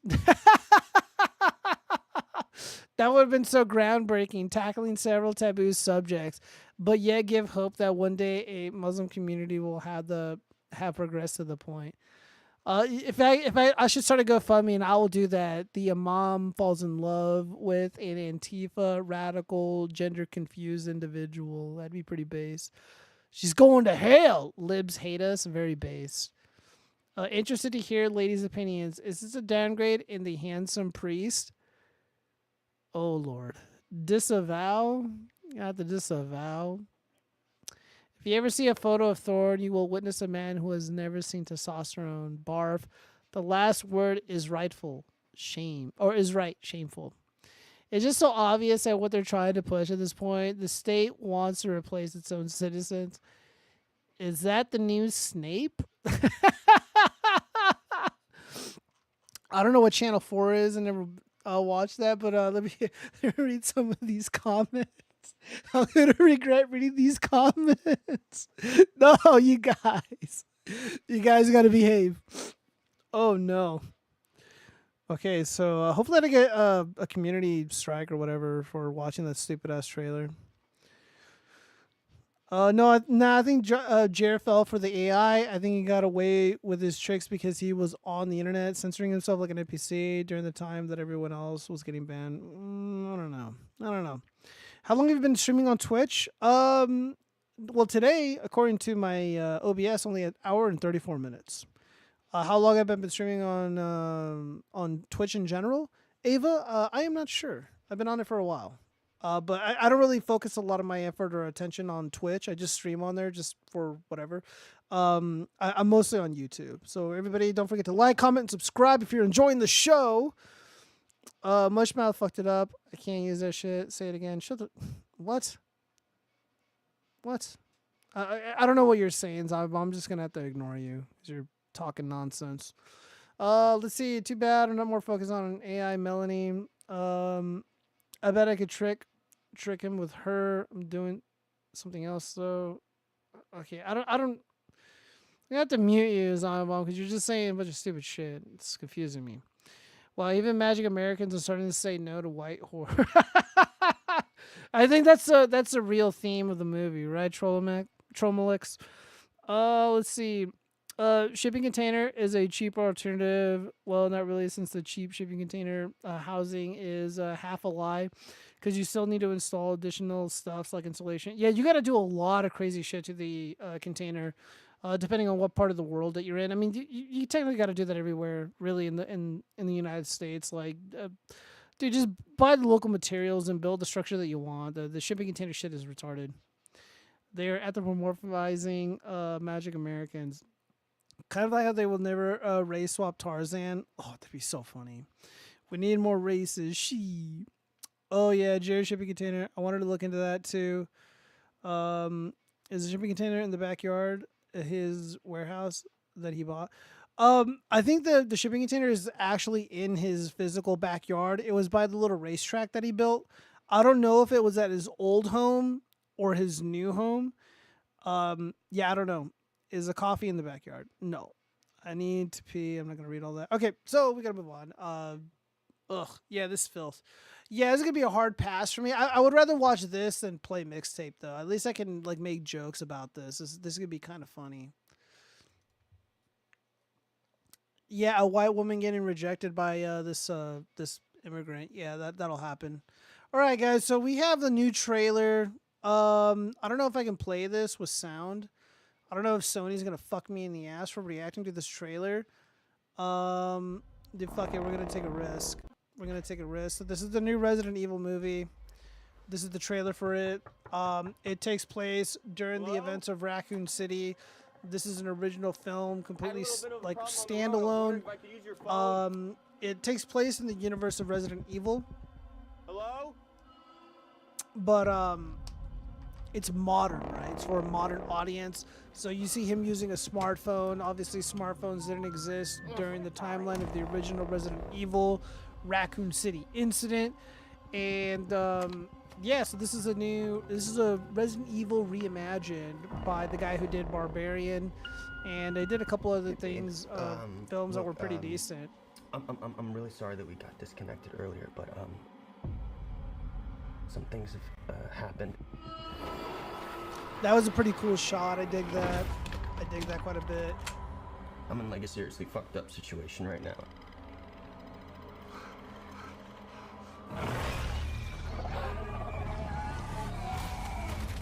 And dude, like being old now, just like seeing that guy fall, I'm just like, dude, if that was me, like I would like tear an ACL or tear my meniscus on both legs. I'd probably like sprain both feet and I'd just be fucked.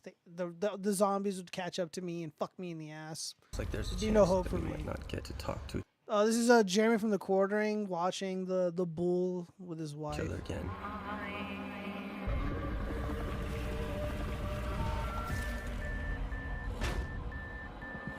Yeah, what the fuck is this? Like, I don't remember any of the zombies doing any of this shit in any of the games. I played almost all of them. I didn't play the one where they were in Africa. I don't remember playing the Resident Evil 6, where it should have been called President Evil because the president turns into a zombie. But yeah, I don't remember any of this shit here, so this is kind of weird. Also, what the fuck is this bitch doing? She's like, I'm gonna exit the door, but from the top, and my legs are gonna like grip the fucking outside of the door. Okay, all right, interesting.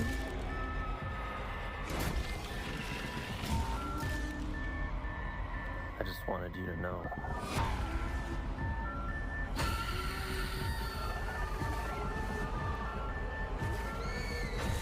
This kind of reminds me of the movie The Happening, where people were just throwing themselves off the roof. Again, dude, there was like a lot of really cool shots. This probably would have made a really decent like George A. Romero zombie style movie. This would have made like a decent standalone horror film, you know, be its own thing.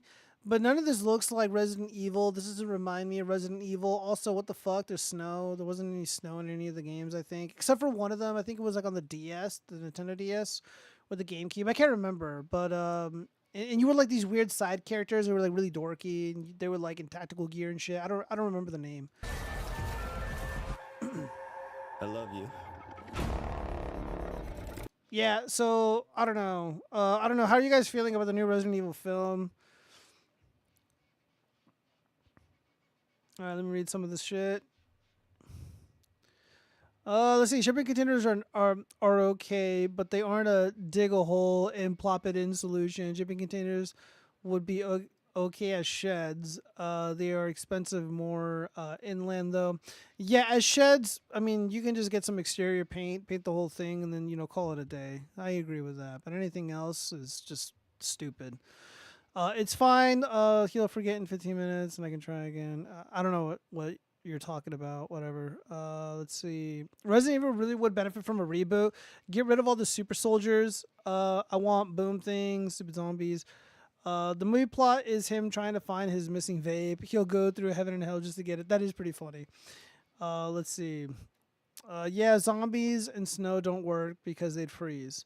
Well, the zombies are supposed to be supernatural, and the T virus enhances their abilities to survive very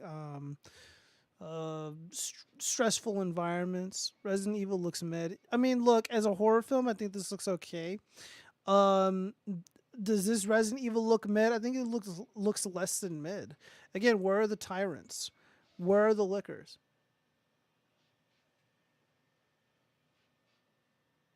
Sorry, I thought I heard somebody screaming outside, and I'm like looking around.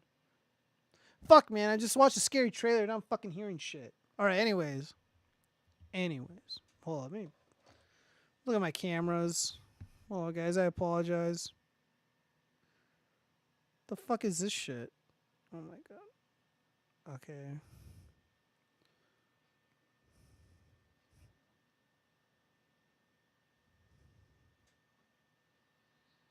No, we're fine. All right. So, anyways, shit, I lost my train of thought. Yeah, the game looks mid. Yeah, it looks mid because again, there's no tyrants, there's no lickers, there's no Jill Valentine, there's no Ada Wong, there's no Leon Kennedy and his beautiful hair. Yeah, what the fuck, man? What the fuck is this shit? And again, like, it doesn't take place like in the 90s or 80s, like the original Raccoon City incident. So like it's or even like the early 2000s. Like you can probably do something like that, but nope, none of that. This is bad. This doesn't look that good. And people are really upset. Obviously, I'm one of them. So what do we got here? So we got you literally cannot win making a video game movie. If you make a direct adaptation, people will hate it. If you make a new story set in that universe, people will also hate it. Look, I'm not saying that you need to do a 1-for-1 remake of the actual video game, because obviously creating a story in a movie is significantly different than creating a story in a game, because the way that the stories play out, you know, the way that they unfold before the viewer or the audience. You know, for the film, you know, brevity is a soul of wit. You only have, if you're lucky, if you have the budget, you can probably squeeze 2 hours and 30 minutes worth of, you know, you can get 2 hours and 30 minutes worth of a movie. If it's a video game, you can expand that to, let's say 13, 15 hours, whatever. It can last all weekend. So you have more wiggle room to tell a story, to tell it differently. So there's obviously going to be some creative liberties taken with the Resident Evil, film, like a faithful adaptation. What people want is it to be faithful. It needs to be faithful, not a direct one for one, because obviously that isn't tenable. It's not really possible. Maybe if you did it as like a show, but even then nobody wants to do that. But like a movie or even like a show, like it's just be faithful to the original content. Dude, like if this was me doing it and I was tasked with doing this, I would be faithful to the source material.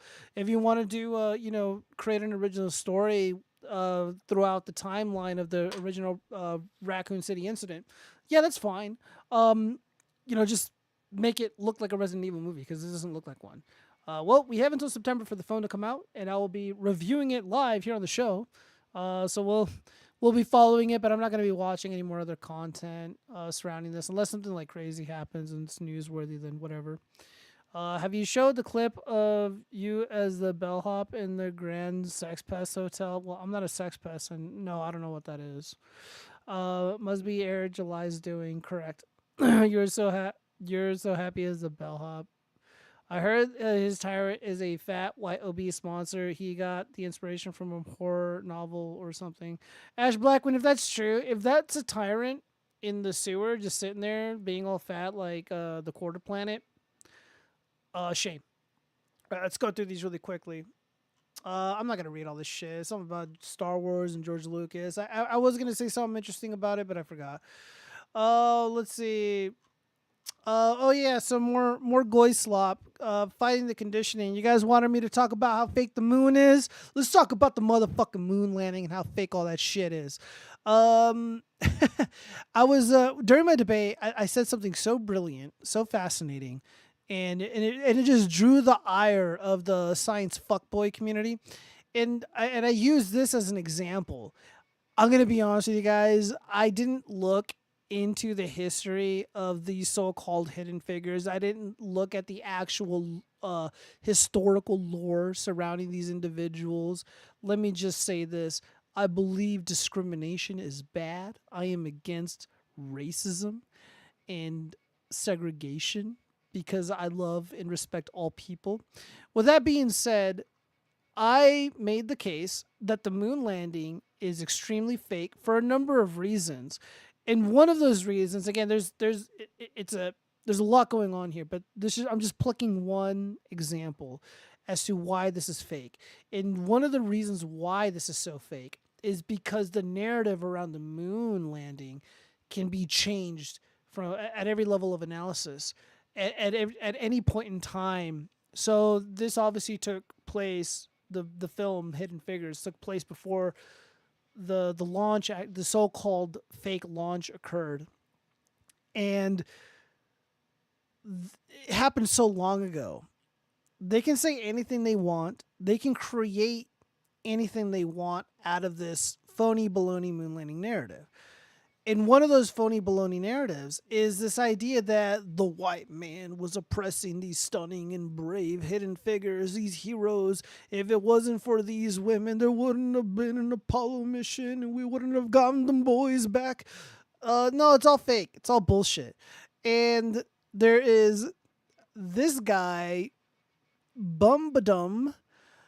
So he writes, when I took AP U.S. history in high school, we spent half a week watching this movie in class.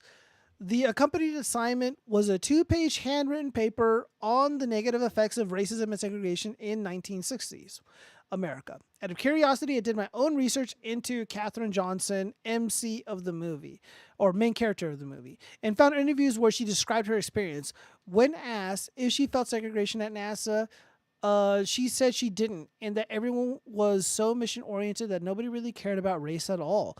The white-only restrooms at NASA actually weren't marked at all, and she was using those bathrooms for her entire tenure there.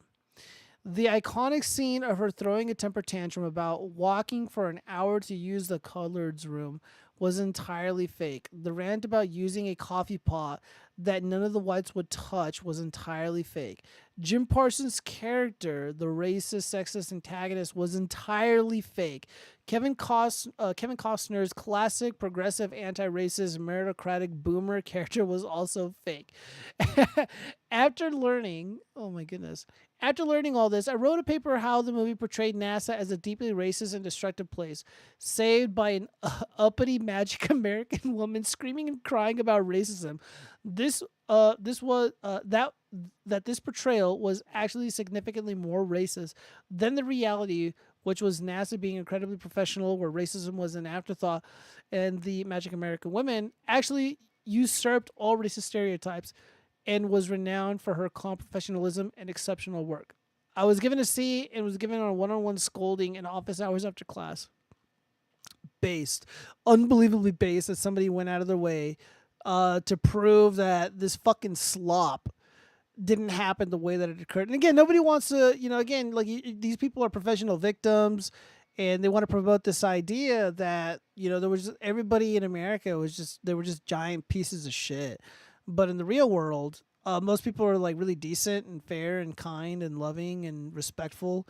And again, the things that were depicted in the film were obviously horrific, and I personally would not want to tolerate that sort of behavior. And while NASA is very evil and demonic, racist they are not. These tricksters, in my opinion, would not want to engage in that sort of yucky behavior. They were engaged in other deceitful behavior, like promoting this lie, this fucking woke slop. Very, very funny. I thought that I would just share that because it caught my attention, because you guys wanted to talk about the moon. Well, there it is. Yeah, so what the fuck is this? Oh, yeah. So more mixtape slop. This is out of order. I apologize, guys. I just came back. So on the left, 10 out of 10 masterpiece. And then, of course, you had the miners making out. One of them has braces. This is really disgusting. And then on the right is the mouse detective PI. And yeah.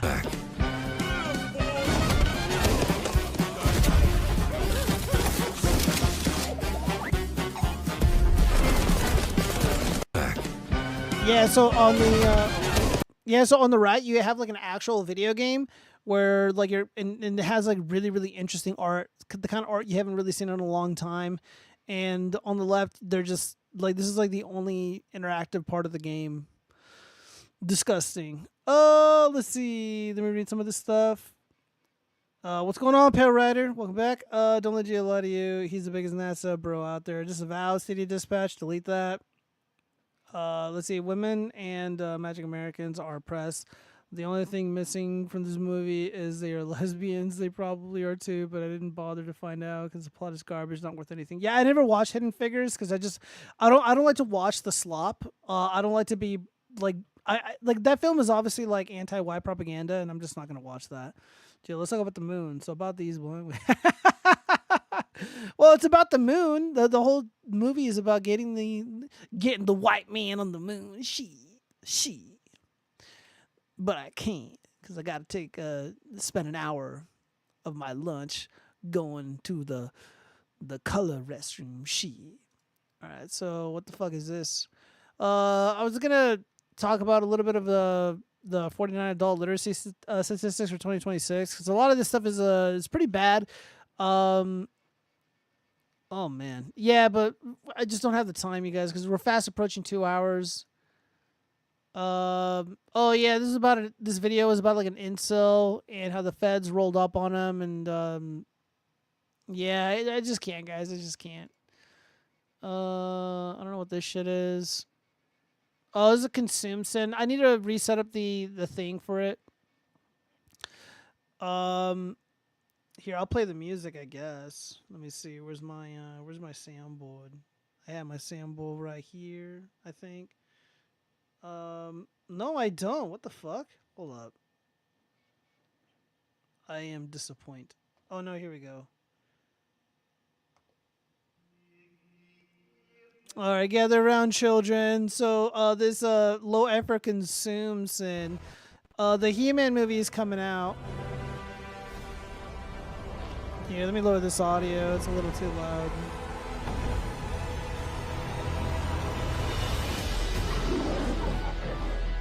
even though I was stuck.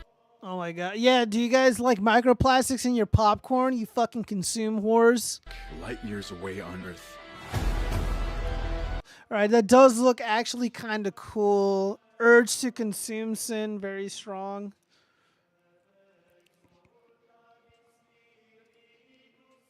I never stopped trying to get back home. Everything changed. Oh, whoops. Since you left. It's all gone. Shut the fuck up, zombie bomb. You do not want those. Fucking dumb bitch. Skeletor took my family. Buy your He-Man merch. Get your popcorn with microplastics, Goy. And he destroyed our world.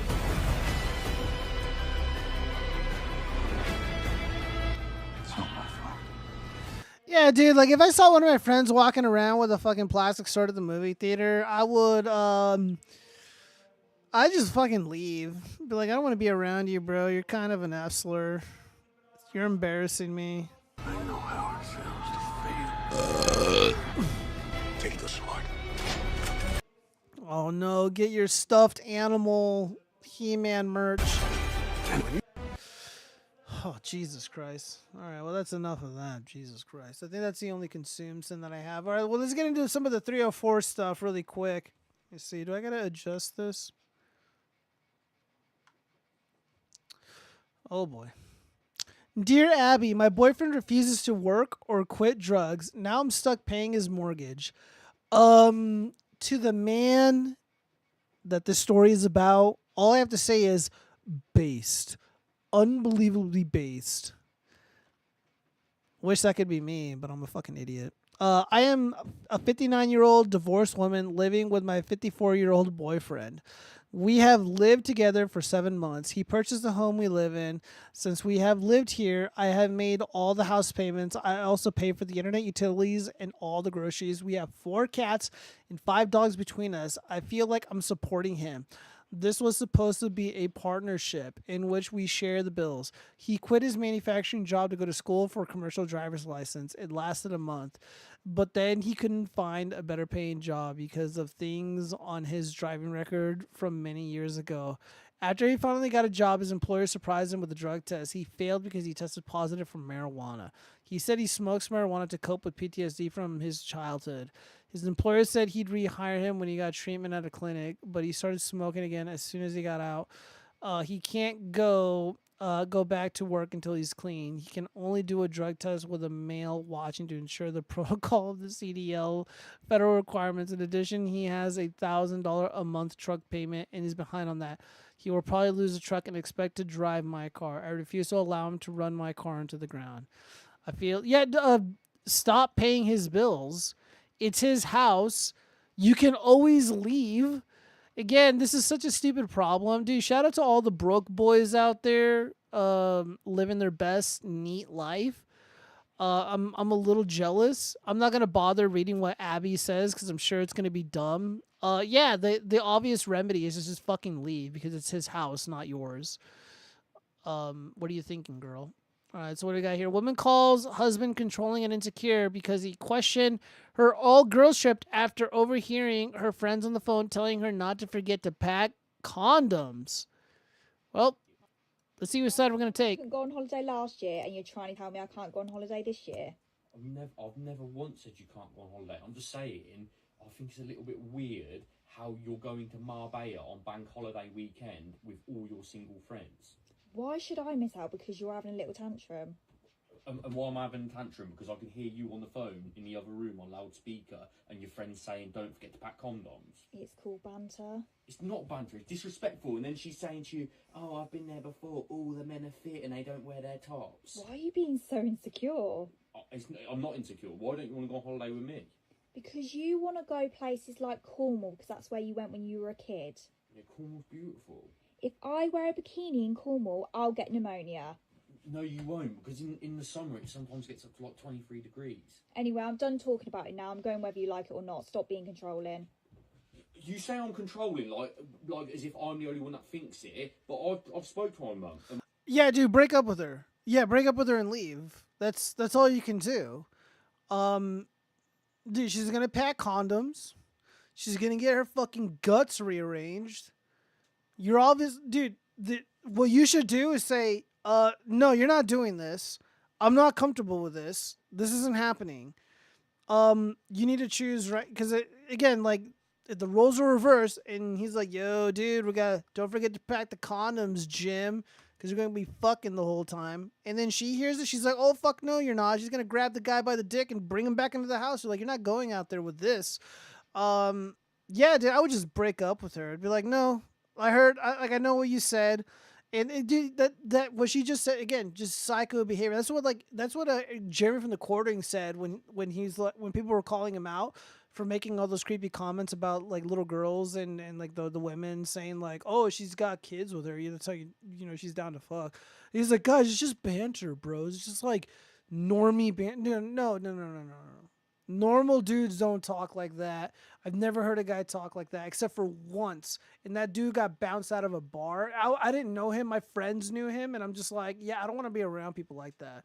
I want nothing to do with people like that at all. Yeah, just sever. That's really all you can do.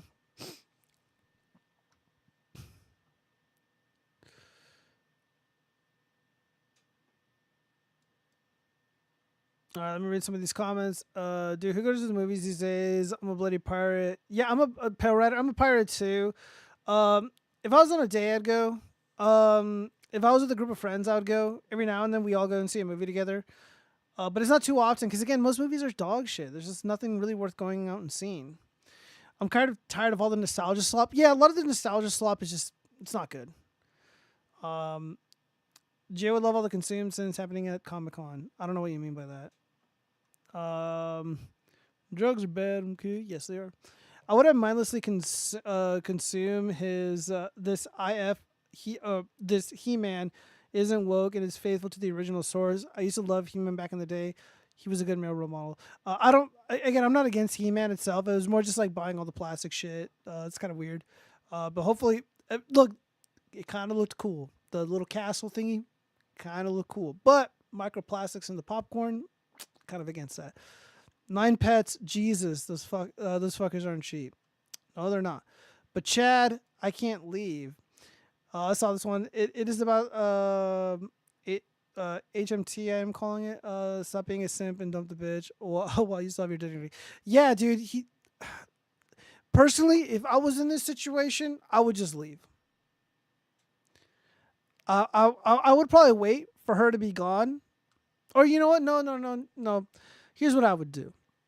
I would be like, I heard what you fucking said. You belong to the streets. And I'm breaking up with you. I want all your shit out of the house. Have fun or don't. I don't care what you do. Just get the fuck out of my house. And yeah, you're not welcome back here. I'm moving on without you. I never want to see you again. And then just secretly block the phone, block her on the socials. And hopefully she feels bad when she's on her trip. She threw away a loving and healthy relationship to get fucked or, whatever. But yeah, you just can't, dude, if you can't trust him, you can't be with him, dude. I would never trust her, so I would just leave. She was probably not lying, but it doesn't matter. She already claimed the authority she needs to cheat on him. Easy. Yeah, yeah, I mean, look, a part of me thinks like, yeah, it's very possible. There's a possibility there that they were just fucking around. But even then, instead of reassuring him and I guess she doesn't want to do nice things with him anyways. And again, like, his idea of a vacation is, I guess, going somewhere a little bit colder. She wants to go where she can, like, splash around in the water. It's like, okay, dude, compromise. If you're not willing to compromise, she's going to go where it's warm, where other men can oogle her, and then she'll get fucked. And then you're going to get cheated on, and, because you wanted to go somewhere fucking lame. Let's see. Bitches are essentially encouraged to cheat in today's society. Dude, you're right, Stady Dispatch. My next girlfriend is gonna be banned from using social media. As Jill almost said, I'm a predator. No, I didn't. I disavow that. Best just to leave the toxic People. Hold on, I lost my place. Best just to leave the toxic people that treat you terribly. No fixing it. Correct, Pale Rider. I mean, there's no point. One, there's really no point in fixing it. It really is best to just walk away from nasty people that mistreat you. Base, but you gotta deal with the tantrum after that. Wear football gear every time you break up with a crazy chick. Yeah, it's probably not a bad idea, Ash Blackwind, but I would rather do that because I would want to hurt her feelings. I would want her to go on the trip feeling really bad and not having a good time. I would want her stressed out the entire time, worrying about how she's going to, you know, put her life back together. Because kicking somebody out of your house is, kind of a big deal. And, it's very disruptive. So they know that. So they're not going to have a good time on their, I don't want to give them the luxury of enjoying themselves, getting fucked and cheating on me. Or having the illusion that they're cheating on me because I know that I've already broken up with them. So the path of least resistance is all right, have fun on your trip, getting fucked with your condoms and shit. And then while she's gone, you pack up all her stuff, you take it to her parents' house or whatever, and then just change the locks, and then that is clean. Okay, that is clean. That's a clean break. No, not me. I like the fucking. I want the drama. I want the chaos. I want them to feel pain. Okay, I want them to feel the same pain that I feel. Although my pain is the pain of betrayal, theirs is the pain of dealing with the consequences of their own action. It is suffering brought onto by themselves. Just find a non-crazy Hispanic chick who will cook for you and disloyal. No, yeah, it's easier said than done. But there's plenty of chicks out there. Let me see. I think we got one more thing. Oh man, I don't really want to go through this because I don't really care, and it's actually kind of funny. So if we scroll down, a glamorous J.P. Morgan executive accused of turning married male broker into her office sex slave claims Viagra spiking in a litany of obscene forced acts that made him cry. So let me see. Do we have the picture of the guy here? Oh, no, this is kind of behind a paywall. I have to log in. Yeah, so apparently the dude was Indian, and the woman, the JP Morgan executive, she looked very glamorous. If I was at the club and she was at the club, I'm just saying that I would, okay? And I just got a good look at this simp. One, he's Indian, and he just looks really pathetic. He doesn't look like he would... He just doesn't look like fun. That's not the kind of guy that a girl would bring around. Let me see if we can find a picture of him. Let me see.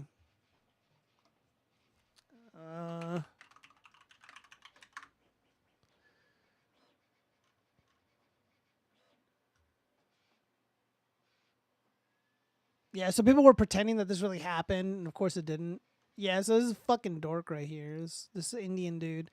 And then you got this fucking boss babe looking very juicy. Yeah, this never happened. A woman like that doesn't need to subjugate a guy, to get him to do what she wants. That's just not a thing. It's more likely that Jesus would return to save us all from the communist menace than this dude becoming her sex slave. And look, not only that, if I was some lowly broker at JP Morgan and this executive was you're going to fuck me all night until your dick falls off or else you're not getting this fat promotion. So let me get this straight. I get to have sex all night and you're going to pay me more money? It's again, what's the crime, dude? So yeah, I hope this dude is blacklisted from the entire financial industry for being such a shitheel. And even if the claims are true, it's dude, you've won the lottery. She's giving you money. She's keeping you warm at night. And then you go to the fucking cops you cry to the hall monitors. It's oh no, oh, she touched me. Shut up, bitch. JP Morgan exec, come here, you naughty boy. Me. Yeah, it's how I would react. Yeah, look at this fucking door, bro. He's got them bug eyes. These mud colored eyes. Disgusting. And then we have this very glamorous, with these rosy cheeks and this fabulous hair. Ooh, look how silky smooth that looks. The fuck would she want with, dude? What does this guy have to offer? And then, like, of course, he makes her out to be a racist. Yeah. Oh, here we go. According to this community note, JP Morgan's internal investigation found no merit to sexual harassment claims. Accuser refused to cooperate and provide evidence. Executive says it's all a complete fabrication. They were colleagues but did not report to each other, so she had no influence over bonus or promotion. Yeah, other people have accurately pointed out that a lot of this reads like really horrible like fan fiction. It reads like really horrible like smut that you would find on Reddit, where it's like, yo, dude, let me tell you this crazy story about my night out at this party, and then of course it's like you're like a fat Redditor and you don't party at all. Like, this is fake. Yeah, dude, this like super hot executive one was not dangling your fucking balls over like some promotion. You made it up. So the story is developing, and it's kind of a shame that this glamorous VP, this proper lady, is being dragged through the mud by this fucking freak from another country. Yeah, so again, like, dude, like, even in person, they're pulling off scams. Like, they just can't help themselves. It makes me sick. Let me see. I just find. Let's see. Oh, I saw this crazy story. It was all fake. Sigma Jew gooning. Stay at 6 feet radius distance from him. Shut up, Cholo Millix. Well, I'm just saying, like, dude, if I was being taken advantage of by this glamorous VP, I wouldn't protest because I'm not a snitch, and I would just cash in those juicy promotions. She looks 40. Yeah, but the promotion size is in the 40s. Shit, that doesn't even make any sense. The company is going to protect the executives anyways, not the employee. Well, the employee is lying, you fucking sheep. Like, dude, if Jeremy from the Quartering was claiming that this glamorous VP was like attacking him and threatening him and shit, I'd be like, yeah, it's bullshit. And I would be unbelievably pissed if JP Morgan did not protect the executive. That's just how it has to be, man.